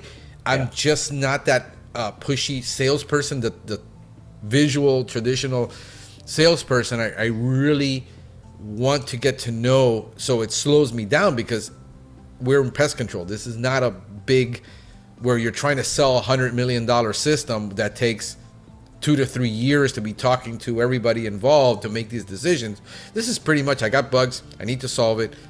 If what you're offering me works, and I've learned that, you know, and I'm even testing right now where I'm automating a lot of our sales process to where we're going more to a sales funnel and saying, here's our video. This is why I'm so passionate about doing videos and doing podcasts, because since I'm not a hard closer, I don't want to convince the unconvincible. yeah, So what we do is a lot of training, and I see myself as a trainer in everything I do. So all my videos are about training and education and helping people see the benefit of what we do. But at the end of the day, if you're still stuck and you want to spray your house, we're not for you. We're not going to do it. I mean, we actually have a 0 spray policy. It's, if you spray somebody's house, I'll fire you, because you can't justify it in any of our protocols to solve any of our problems, except maybe a flea problem, and then on top of that, we use an organic certified product for that. So we actually are hardcore on that I don't care, the customer, I want you to come and spray my house. I don't want you to do this. Can you do the other? No, it's this only. We don't give that option, because then we're just not, it doesn't differentiate us from anybody. Then there is no values. Then there is, oh, we'll just do whatever because the money's there. So we'll offer you both. No, I decided early on to say, no, this is what we sell. And even for our lawn care customers, I even want to get out of that industry for lawn care, because it is so chemical intense. yeah, But I'm on the point where God is doing that for me. Our general household pest has doubled in the last year, while our lawns have declined. We're almost break even, but I saw the decline. And I've been talking about it public. I even said I'm thinking about getting out of the lawn care. It doesn't align with my values of what I see that we can do for the business, because it's so chemical intense. And trying to find a customer in South Florida with $1 million to $3 to $5 million home that says, I will accept a kind of good looking lawn, is not acceptable to them. And that's our client right now, that wants that golf course. So I'm always struggling, but I tell the customer, listen, if you will listen to me, I can reduce this pesticide to almost virtually nothing on an annual basis. But you're going to have to get your landscaper to bring his A game, and you're going to have to be on top of it and do, this more frequently. It's one or the other. I can't give you both. And having that transparency with people is like, well, I don't really want that. Okay, then, you're not for us, and I'm okay letting you go. So having that integrity, people struggle. I think they have to be that salesperson. They have to sell something people don't need. And yes, you can have integrity. Yes, you can consult people, but you got to become a good troubleshooter and a consultant and genuinely care for what their need is. And a lot of the time what I do is so labor intense, we can't compete against the guy that's coming in for 5 minutes, because we're going to, on initial service, the guys are spending 15 minutes. We're spending an hour to an hour and a half. And to make sure that we don't contaminate. So that's our whole thing, is that we give every house the same level of service that we would if we were in a hospital, if we were in a surgical facility. We give you that same quality. We took it from that industry and said, let's create a business that we can apply to the home. We just reversed engineered and said, how can we get that level of service? And we just have to do it. It isn't like we're going to transition into it. So I shut the old company down, rebranded it, started a brand new company with that brand, so that we could actually do this. And talk about swallowing hard, where I had to get rid of the maintenance part, and we did fences and we did painting, and we had a property service company to say, no, we're only going to do pest control. but that was the right thing to do. Yeah. And for me to say, I'm going to stay in my lane, I'm going to do this, I know do this well. And everybody told me in the industry, you're crazy. Nobody's going to buy it. It isn't going to happen. The people in the industry, I had PhDs in this industry tell me it couldn't be done. I had suppliers tell me it couldn't be done. I was doing conferences and suppliers were saying I was nuts. And just that belief and that passion for what I knew could be was more, and that trust in God to saying I'm doing the right thing. And I'm doing the right thing, and I'm trying to teach now other people how to do this. I got people now going, I want to do what you do, but it took me 6 years of evangelizing. Yeah. This whole concept of holistic pest control, that is now, after I rebranded shut the old company down in 2013. I lived a year off of the sale of all the equipment, literally. That's how I lived. I sold it all, and I said, I'm going to start selling it piece by piece. And I closed the company down, and I had all the equipment stored, and I was selling it off for a whole year until I could, living off of, because I didn't have enough pest control clients. It was 50% of our business. And I literally sold it all to build this one company. And then people are like, no, you can't do marketing on Facebook, and you can't do marketing on YouTube and do YouTube videos and get clientele, and you can't do blogging. Nobody's going to buy it. And literally, that's how I built it. I literally understood. I'm like salmon. I like going against the culture and the grain and saying what can't be done, and then proving everybody wrong. It's more, I tell you what, it's more rewarding for me to prove everybody wrong than it is to make money. Well, and probably, what it is that you're being led by your spirit to do something, and you're always going to have challenges whenever the Lord kind of shows you to do something. And it's like, if you follow everybody else, you're going to get where everybody else got. But if you're going to follow the Lord leading your life to go in a different direction, it's like you're on this race and the Lord tells you got to run through this woods. You're going like, everybody's gone that way. Why do I want to run through this woods? And then now you're going through there, and now you get halfway through and it's a swamp, and you go like, why am I doing this? And then you find out on the other side, that's where you really needed to go. And it had nothing to do with that race. He just needed to have you get through that woods to get to where you needed to go. So, that's kind of why when you were talking way back, what drives you as an entrepreneur, it has to be that inner thing that says like, I'm not going to be persuaded by what everybody says. And they're only going to know what they know. They don't know what they don't know. And so therefore, when the Lord shows you to do something, you just got to stay humble and say like, if you're showing me to do this, then I'm going to go there. I'm sure that a lot of people didn't think David should fight that Philistine because he didn't. Who are you? Everybody thought he should. Yeah, I know. That's kind of the same way I feel. Like everybody's telling me no, no, no. And yet I'm saying, but it's clear. I mean, I could see it in my mind's eye. I could see the whole thing working about introducing an industrial concept into the residents, because the reason nobody wants to do it is because it takes so darn long. It takes so much. It's only a 1% game. Only about 1% of the people want this. Customers that have kids with cancer, they've had cancer. They don't want chemicals in their home. They've gone vegan. They've gone vegetarian. They've changed their lifestyle. That's currently what it is. So my goal is, now, I have a 10-year goal. I've set a 10-year goal for myself. I said, I'm going to be America's pest control guy, and I'm going to teach the world holistic pest management. That's my goal, not to build a big company. I think that will happen as a result. I'm pretty much banking on that. But since I'm more of an educator and a trainer, to inspire people to this, to think outside that box, to really do it. But I'm really been, and it is a hard road. I'm not going to sit here and tell you, if you do this, you buy my program, and you do this, everything is going to be cherry.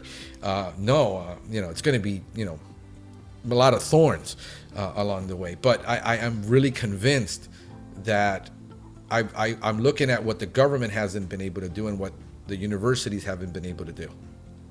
And I said, I know how to do this intuitively, I hear, It's just a lot of hard work, and everybody's against you doing it because 99% of people don't believe in this that are in the pest control industry, which is what's funny. But and then on top of that, I'm putting it out there that I'm a Christian believer, so I'm really, making it hard for myself.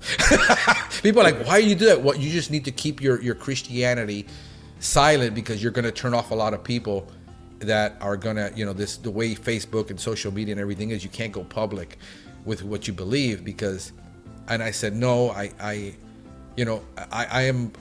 at this, where I'm in Christ, and I look everything through the Bible, where I said, look, the ship is sinking.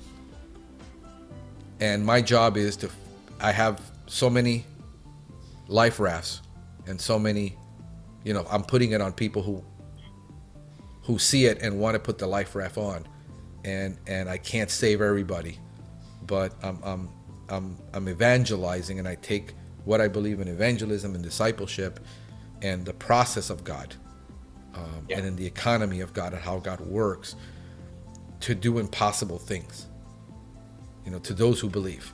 And so I'm really pushing that envelope all the time. We got chosen by Florida International University, by a group of doctors who were doing an asthma study, to do our concept in the inner city, to prove that our concept would not contaminate the environment. But it isn't my concept. This is stuff that entomologists have been talking about, doctors. It's just nobody's put it out there in the public for everyone to see it. And they called me, and I said, look, this is what I do. This is how I do it. And I said, that's exactly what we want. We did a pilot. They were able to raise the money. We donated about 2/3 of the money to do this project, or what it cost, which is about $100,000 in 3 years.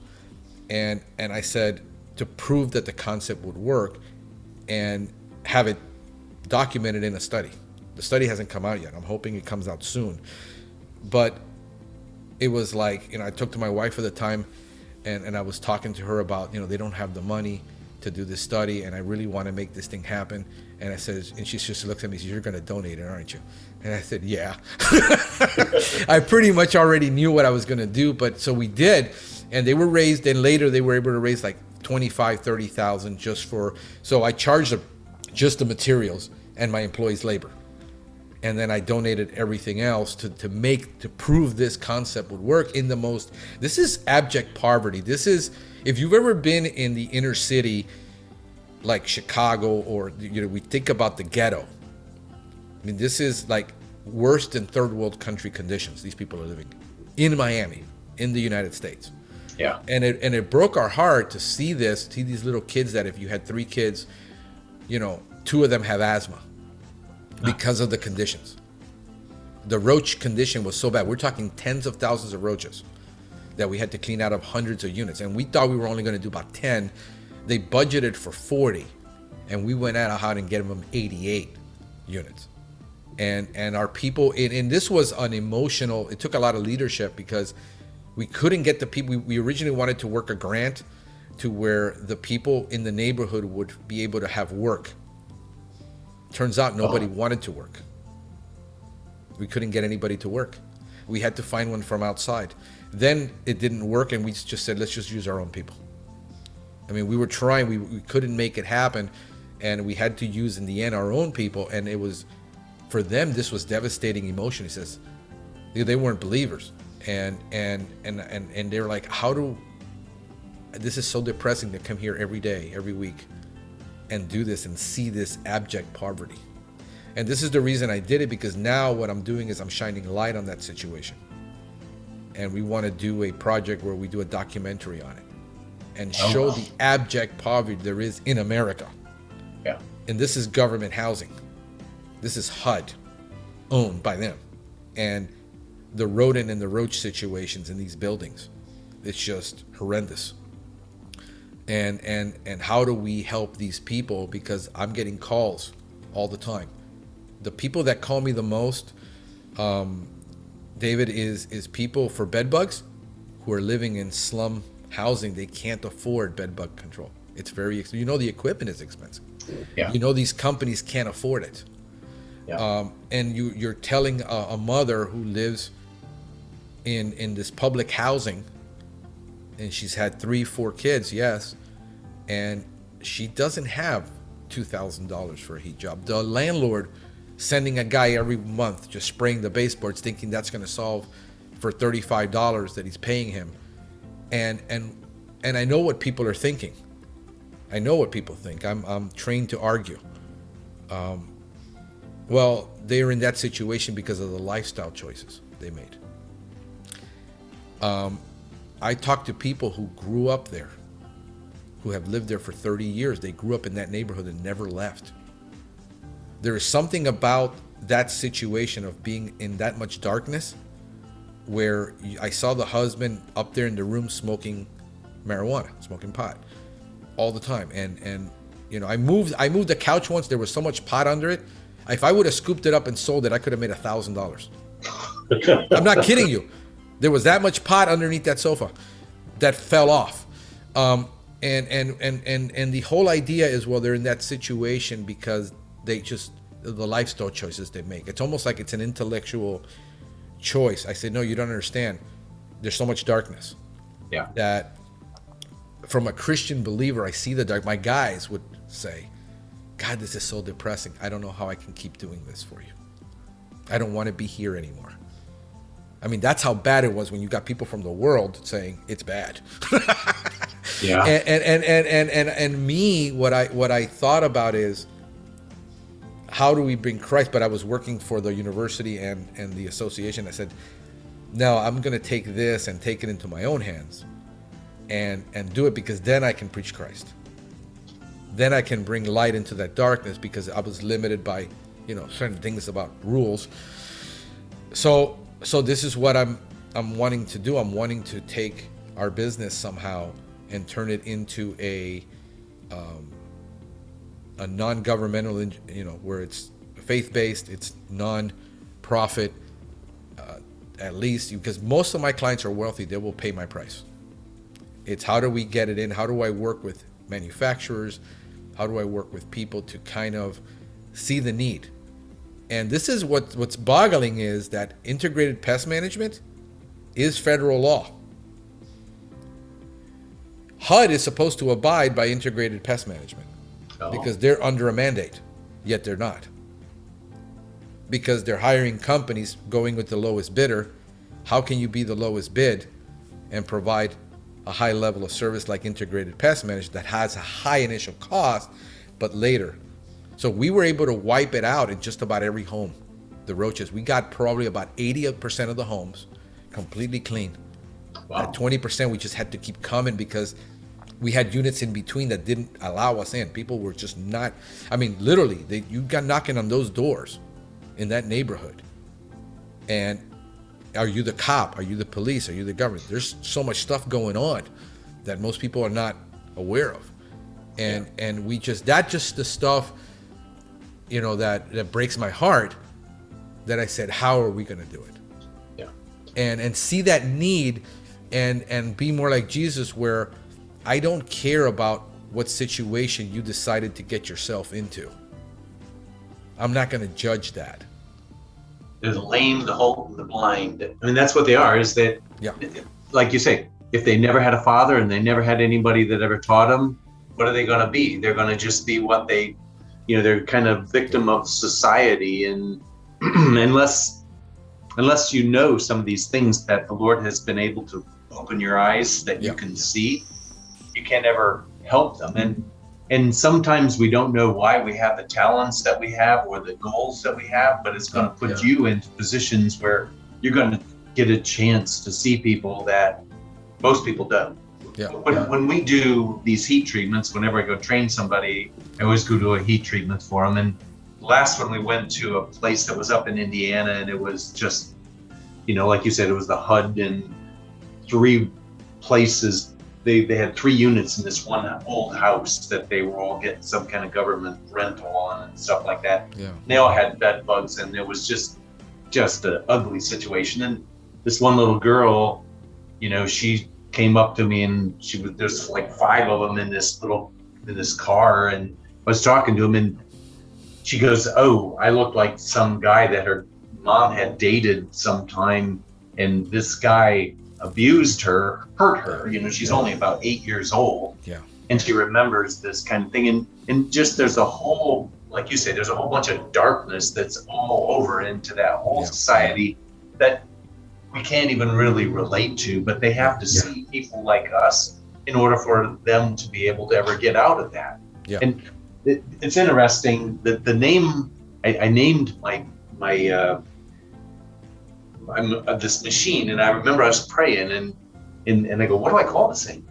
And I call it the heat injector system, HIS. And so therefore that's kind of what it is kind of an indication of the fact that it's his. And so therefore what we're doing is we're just taking his thing and letting it open up doors for us to go where we never could go without it. And so therefore, getting back to the whole sales thing and stuff like that, I believe that it's the Lord who puts it in your heart to go into a different direction or go into the direction that you're going. You know, our biggest competition for heat treatments is chemical too. You know, I mean, there's a guy that I know in Tennessee, and he does 6,000 chemical treatments a year. And he goes, hey, they work. They don't, but bed bugs eventually, they kind of start to become immune to them and that sort of thing. And it takes a lot longer to kill all their bed bugs today than maybe it would be over the next months or whatever it takes to kill them with chemicals. So it's just like one of those things that we have to each one hone our own skills to do what it is that God calls us to do. And then I always said, you know, he's like the bowsman and we're the arrow. What our goal is to be straight and sharp. And then he shoots us where he wants us to go. And that's really kind of what we have to do, is we just have to be what he called us to be, straight and sharp. And he'll use us to do things that will bring glory to him. So that's kind of... Ever since I became born again, he led me to become a Bible student and then a Bible teacher. And in my heart, I always felt the need for ministry. But here's the biggest in my heart that I never wanted. I never wanted to live off the ministry. I always found it very uncomfortable whenever we start talking about money in the ministry, about paying and me living off of somebody else's income. And I've always struggled with it. And I said, the best way for me to serve is to make money so that I can give my own money away.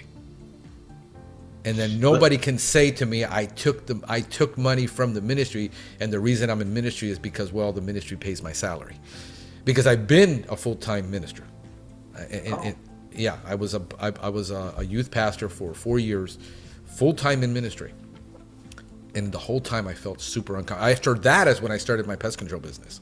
I left that. God put the pest control, literally laid the pest control business on my lap and said, do you want it? And I knew nothing about it, and I started doing it part-time. But I always felt uncomfortable, and I said, you know, I always believe God. I mean, I'm a childhood cancer survivor. I should not be alive. I spent 6 years on chemotherapy. From the time I was 10 to the time I was 18, I wasn't given the all clear. I have this strong belief that God saved me for a reason, a purpose. I have just an enormous sense of purpose in my life. Doesn't allow me to be down or negative, because I just feel it. I can see it. My father died when I was 5. I still remember the day that he fell and never got up, and I never saw him again. My mother raised me by herself. I was raised in HUD. I was raised in Section 8, food stamps, you know, Social Security income, with nothing. So I have this enormous sense of purpose in my life. And I just keep praying to God, you know, that I fulfill everything that he has for me. And that the business really does have a purpose, because I'm using it because I decide to give it away. And I decide to do that with it. So this is where I'm in that interjection now, where I'm saying, is this the time to really make that figure something that you can actually do, that's in your lane, that you're really good at, that you can really minister to people who are never going to be able to afford your service. This is a fact. It's the poorest people among us that can't afford bedbug service, that can't afford pest control. They're at the mercy of that dollar guy that the owners or the managers pay to spray those units, and that's it. So they comply with that we're spraying, because they have to have a spray service in order to comply with Section 8 and all this. The need is so great that I'm like, how am I going to fulfill it? It's overwhelming at times, because it's millions of dollars I'm talking about just in the city of Miami, giving away millions, not thousands. This is like, we're a population of, Miami-Dade alone is a population of 1.8 million. Take 10% poverty, that's a lot of poverty. Yeah. I mean, that's just an overwhelming number of how do we accomplish this, and how do we do it? And right now I'm surrounding myself with mentors that are able, like I got a pastor who left his denomination and his father died and started these humongous ministry where it was an outreach ministry. They truly have a heart. They would build warehouses to store food and give away thousands of pallets of food a week, built drug rehab centers for free. Just an enormous vision. His father was the one with the vision. His father died, and then the association decided he's not going to be a pastor anymore, and he started up his own ministry now, and he's doing the food giveaway because he's seen that he collects food from Publix, and all these great supermarkets would just donate thousands of dollars worth of food a week. So trying to surround myself with people that understand that vision, and that had a similar vision, and have a godly counsel, and be able to I'm looking at the elder now. He's in North Carolina. He started something like this. He's a pastor, and he started it. So we're going to get together with him, trying to figure out how we can actually accomplish this. But that's that's where God is leading me to do. And you have getting to on a lift. I don't know if you got something you want to, because I know I see your eyes. What I was just saying is that I think that Paul, when he went around, he did not go over and ask for people for money. He had his own tent business. He made money, and he was able to minister to people, because many of the people that you have to minister to are not necessarily people that are going to be able, whether you minister to them through pest control or minister into their life, because many of the trials and troubles and situations that we go through are all because we had to go through there, figure it out, so that we can go over and help other people do what you're doing. So that's I think that's kind of the name of our game, is that we're designed for good work, wherever it is that the Lord wants us to do. And that's kind of what I see is going on in your life. You're just struggling to figure out how to do it, but the Lord will show you all that stuff. And put you together with the right kind of people that allow you to be able to do that. Because we had one of the guys that works for me, he has the same thing. He goes and he ministers to youth, and he sees all these families that are like what you were, is this mother, a mother is raising the kids, and it's truth in nature, and they try to get kids to go out into nature and see that there is really a God when you go look at butterflies and do things that are out in nature to try to get their families, get these boys to try to hook up with God, stuff like that. So everybody has a little different ministry that they are kind of being called to do, and I think that's kind of what he put breath into us for us to do what he called us to do, so we can give him glory. Yeah, no, absolutely. You got an organization. I'm going to pivot here for a second, because you've got an organization. How many employees do you have, by the way? Actually, 5. So we're not a big organization, and basically most of what we do is we are the conduit between the people who want to do it and the people who need it.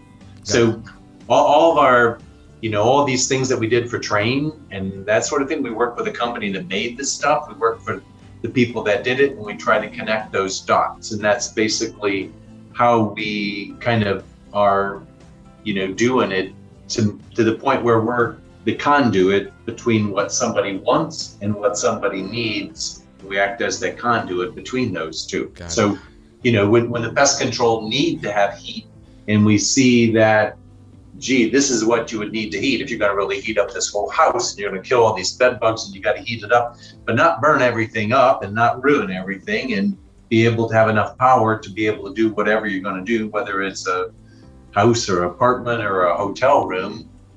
That's kind of what we designed this thing for. And so now now we're just trying to help people figure out how to apply that. So that's kind of what our goal is. And so it's a business that we can scale, but we're just not really sure where the Lord's leading us right now. These portable machines that we're doing right now, they can be also used for water remediation. More and more people are getting mold into their houses and that sort of thing. So it can be used for a lot of different applications. That's what we're going to do for the next section. Oxygen machine going off that. Those buzzers are there for a reason. Yeah, I know. So that just freaked me out for a second. I'm like, what is that? So I just walked in there, and I'm going to probably call the nurse after this, have them check the machine just to make sure. But yeah, so you don't actually, you yourself don't actually manufacture a lot of your of all the equipment in-house. Yeah, we do. Oh, you do? Actually, okay. Yeah. Well, the Lord kind of opened up the door for us. That's interesting. I'm just fascinated. So basically, I have my home office, and then my son, he has a house that's about 5 miles from my house, and it's like a ranch with an underlying garages. So I pay him rent, which basically is about equal to his house payment almost, and he builds all the machines in his house.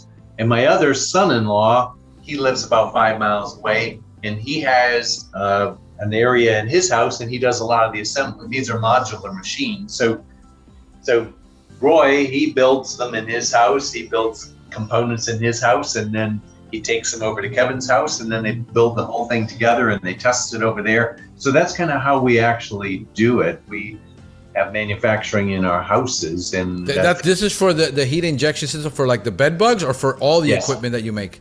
For the bed bugs, for the bigger stuff, what we actually do is we work with a company that's about 15 miles away.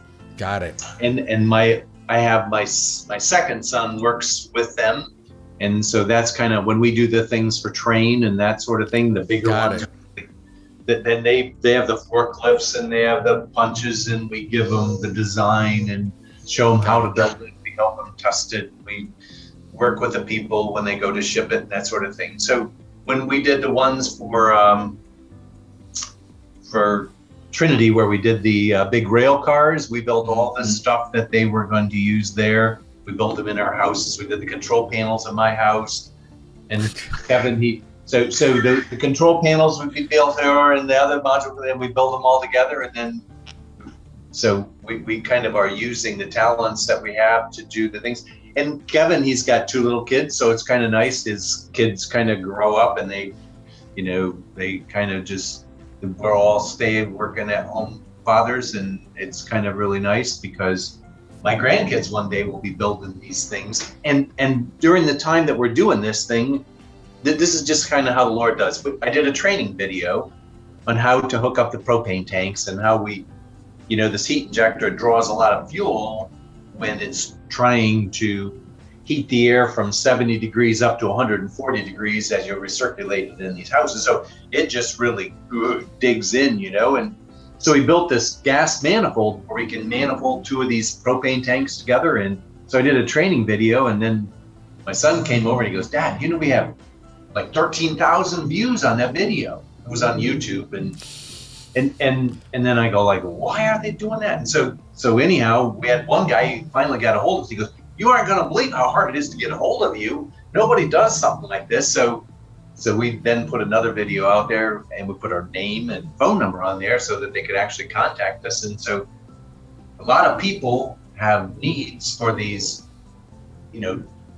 whether you're running a generator, big generator that you're going to run for your house and you want to run on multiple propane tanks, or some of these people use them for heating hot water for hot tubs. This one guy, he's going to fill hot tubs and he wants to put 60-degree water in and get 140-degree out. So he bought one of these instant hot water heaters and he wanted to run it on propane. And he goes, I got to have a lot of propane for it.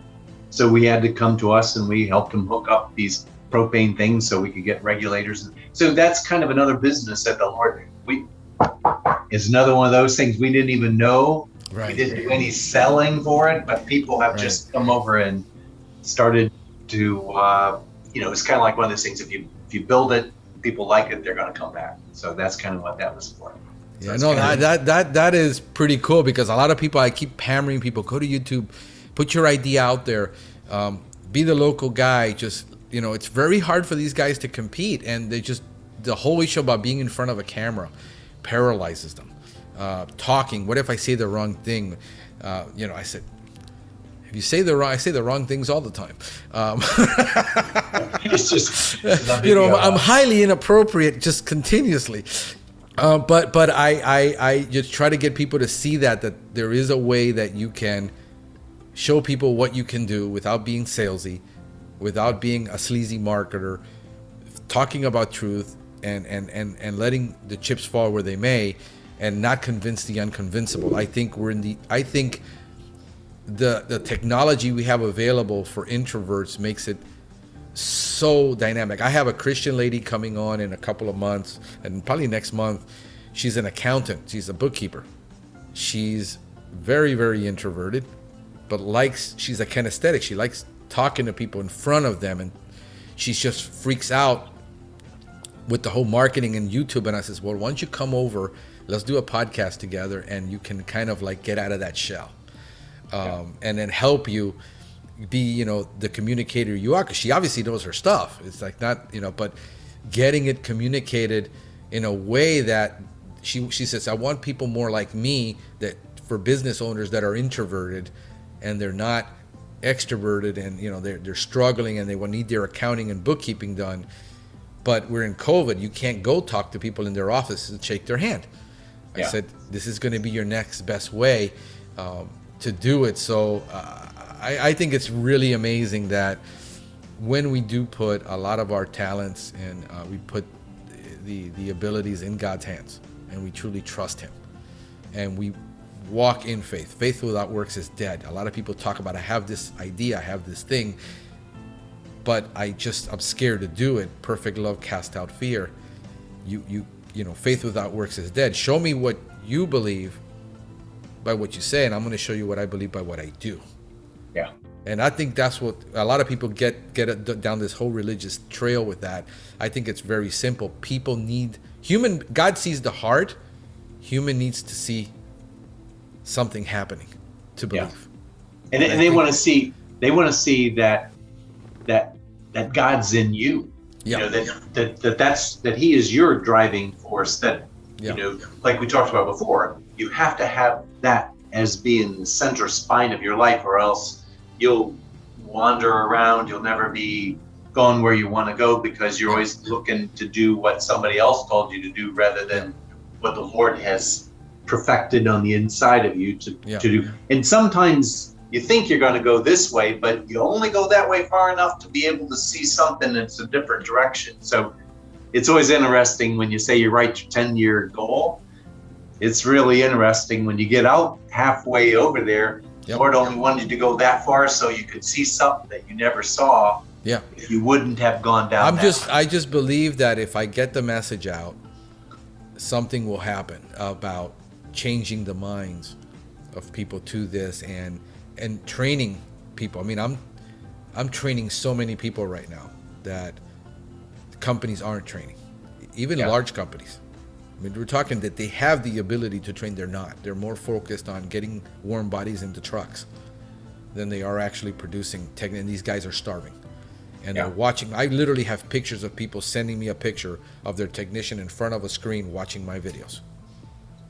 There you go. And then so I truly believe, that we are helping, and I don't charge a dime for. I'm having courses I'm putting together now and things that are more formalized, but very affordable, because a lot of these guys, when you're starting out, I know what it's like to be the one guy making $150,000 in income and having to hire your first guy, and you're like, Lord, how am I going to do it? That's, $36,000 a year commitment, and I got to cut my lifestyle. I've kept my lifestyle low.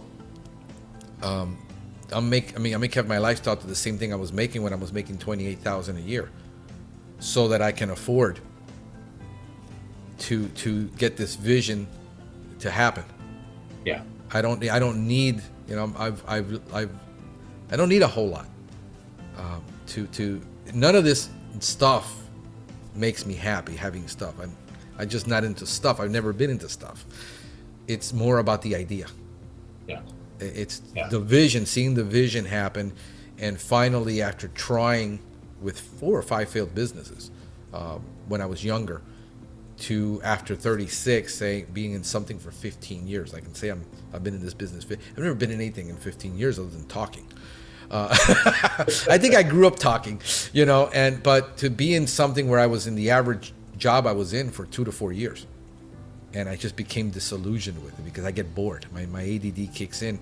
I'm never bored with this job. There's always a constant challenge. Something is always challenging me, which is what I thrive on. I thrive on that constant change and challenge.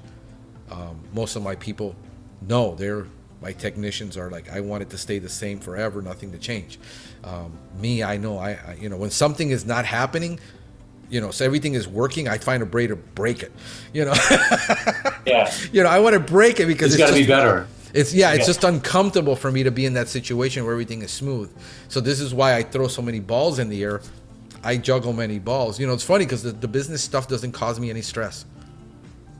None of this. It's the personal stuff, like my mom and the divorce and the family issues when a kid's sick or something. That's what really, the business stuff for me is, I realize it's a game. I got to keep playing this, and this is the way it works. None of this really stresses me out a lot, but the personal stuff, like the reason I thought, 3 weeks ago I found out my mom has terminal cancer, and she's a strong believer. She came to Christ because of me. In 2000 I came back, and she, we didn't expect her to make it. She had 3 arteries 85% closed. Wow. 10 years after that, she had an aneurysm in her artery that goes right behind her heart, that joins from her legs, and didn't think she was going to make it. And she made it. And then I'm at peace because I realize she's going to go somewhere where she's never want to come back. Yeah. I'm total peace with that, we've got streets of gold. We have the hope of glory. We have the comfort. He's going to wipe away all her tears. She's going to be in a place where she would have wished she was all her life that she never got to enjoy. Yeah. It's the process of seeing her decay in front of me that's painful. That's the human suffering. I tell people, even with my buddy, he's got an issue with death where it really affects him. To me, death has never affected me. It's the people that are left behind suffering with no hope. That the human suffering is what bothers me. That's what really affects me. And when I look at my cousin and my family and my brother, they're inconsolable right now. I'm at total peace with this because I realize what she has believed, who she's believed in. God started nudging me, like you said. God, about a year ago, it says you need to really spend a lot more time with your mom. She's not going to be around long. So God was preparing my heart from 2 years ago. Yeah. So every weekend we were over there with the kids. Every weekend for over 3 years, just over there.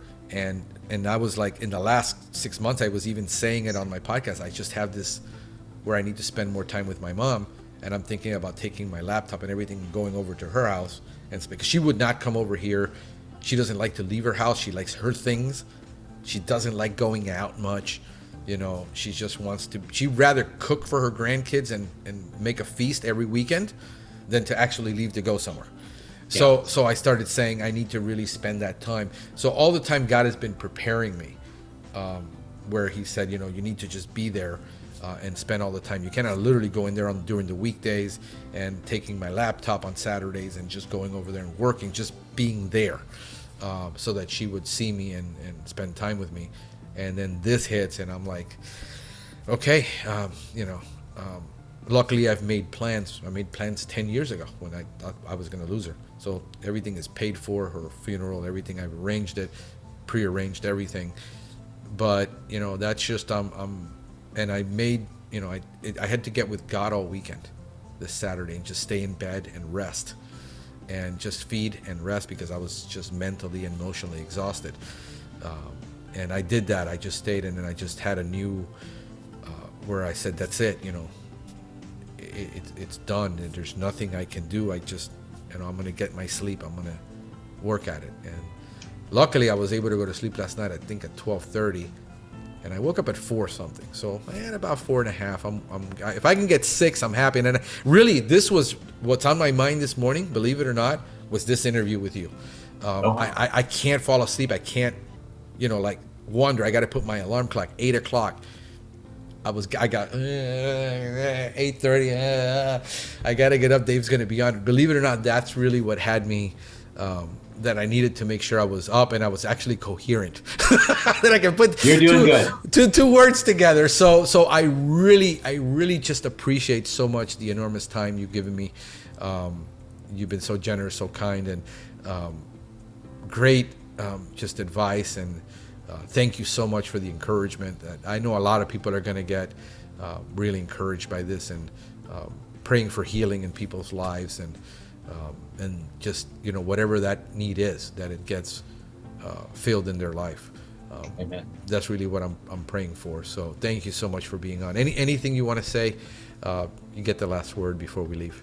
No, I just think it's really great, Frank, that you have the courage to go do this kind of thing, and like you say, to highlight Christian businesses at this point in time. A lot of people don't really know what a Christian business is really supposed to be like, and and a lot of times people think like, we're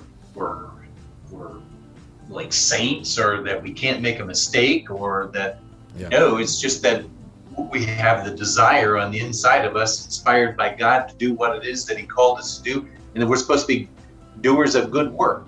And that, like that first thing I told you, He says, don't be like the heathens that think that you have to make this happen for yourself. Right.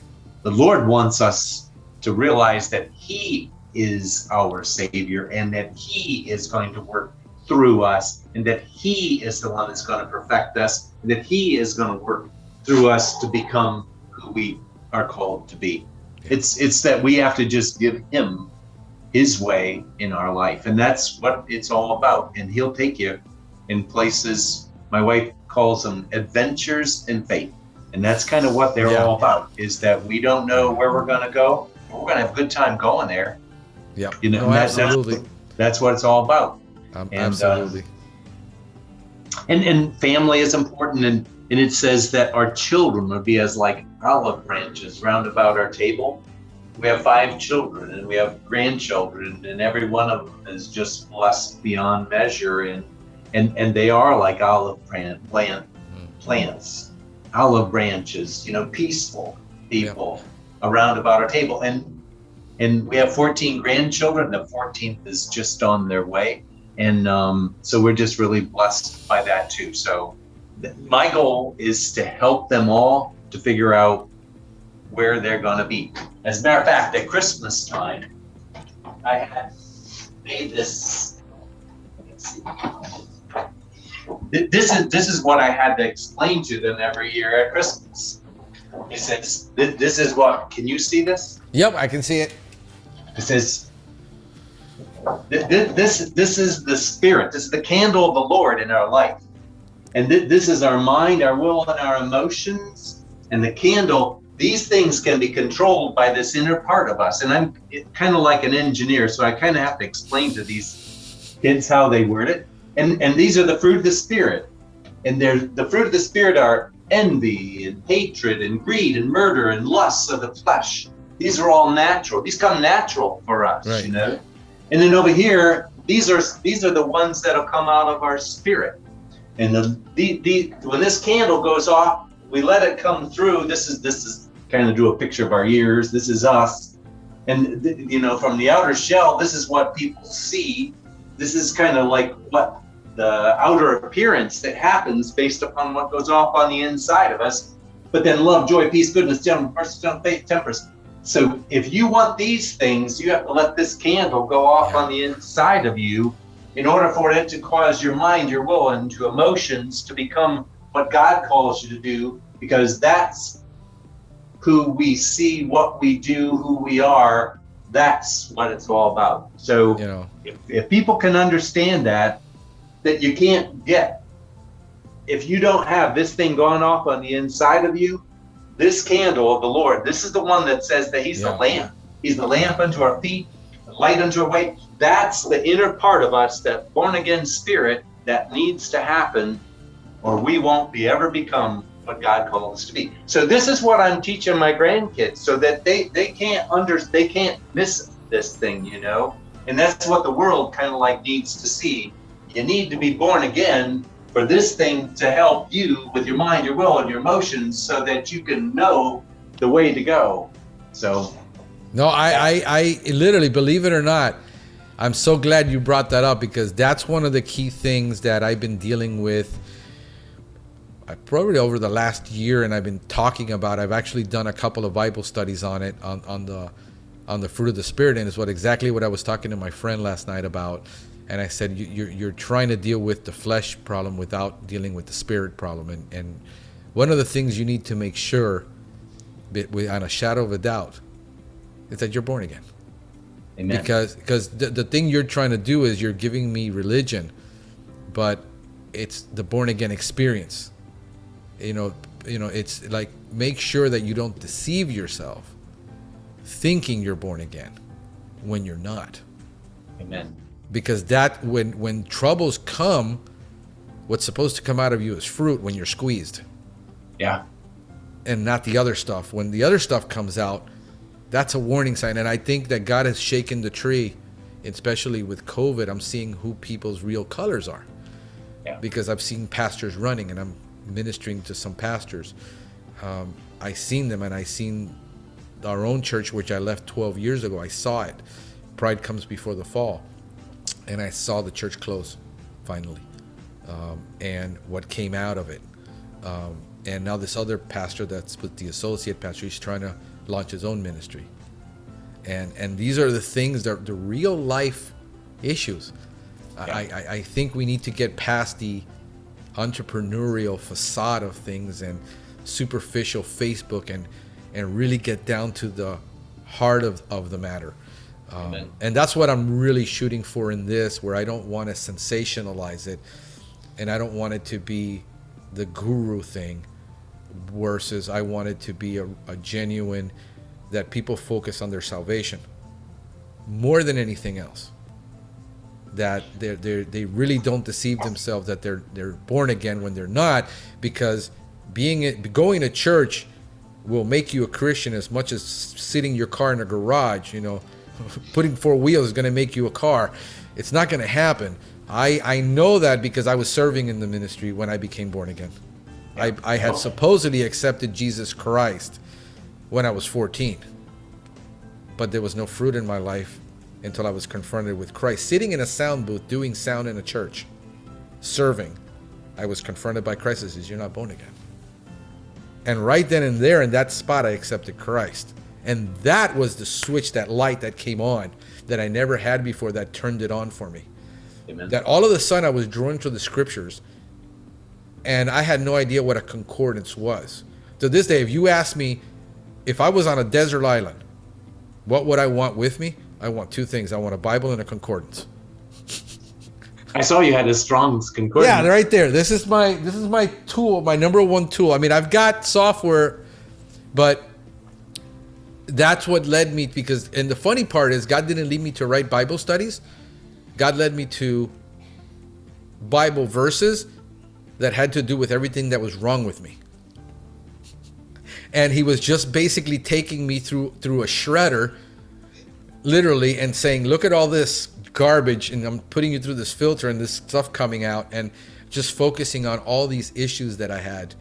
and everything that was wrong with. He never started talking to me about business and prosperity. And no, it was, you look at the worthless piece of, you are, and look what I'm doing. And literally confronting me with all that. And I had a little Bible concordance in the back of my Bible. And that was my first, God just led me to Bible study. And 20 something years later, I'm still leading Bible studies. I don't do consulting. I do Bible studies. Here's what God says. And, it's just unreal that I still have that fire 25 years later. I'm 50 now. And that it's more, that, and I do go through periods of time where, and then God takes me back to, hey, don't forget your ministry, your calling, and the what I put inside of you. That's your calling and your ministry. It's irrevocable. I can go like this, but I'm never gonna go down. And I'm just. That's what I want people. I want genuinely people to understand that it's really more about your having an eternal perspective. Yeah. Versus having a temporal perspective about what the money can do and the fame and all this is. When I get to heaven, the people that I would have never thought to see there, that I would say, because of what you did, I'm here today. Yeah. That's well, really where it's at for me. And that's how they see Jesus, is they have to see Jesus in you in order for them to even know that he's really alive, because it's hard to really even know that he's alive based upon everything that you see in our society.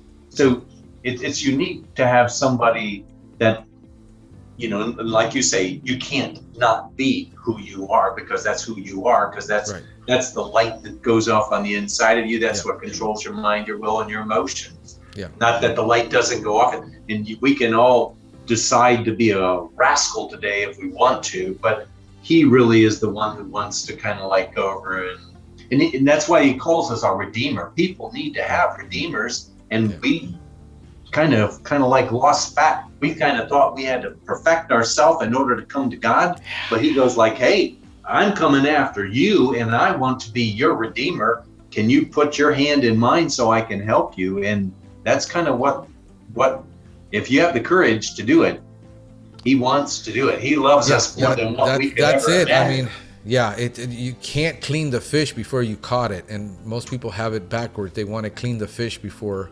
I even struggle with that in youth group. I had people like, no, you can't keep bringing those kids here. They're going to damage our kids. I said, you don't realize your kids are in public school, right? They're hanging out with these kids.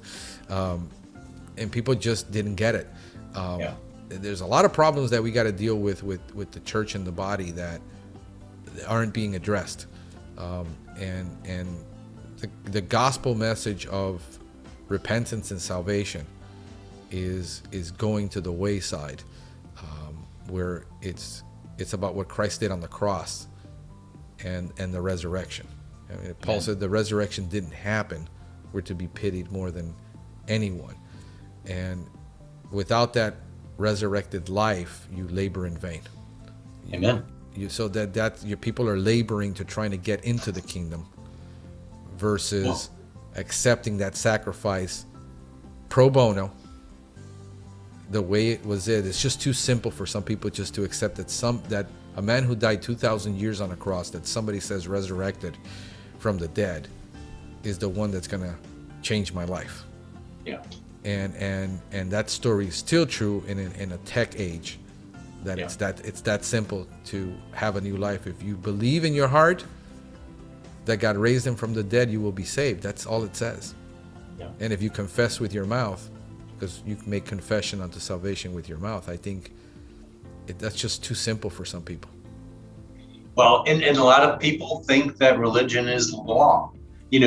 Jesus came to fulfill the law. And the first thing that a lot of times people think is they want to think that we're going to come over there and start to apply the 10 Commandments to their life and all the kind of stuff. They're lost. We don't go to hell because we sin. We go to hell because we never accepted Jesus Christ as our Savior. Yeah. And that he's the one that's going to cause us to become who God wants us to be.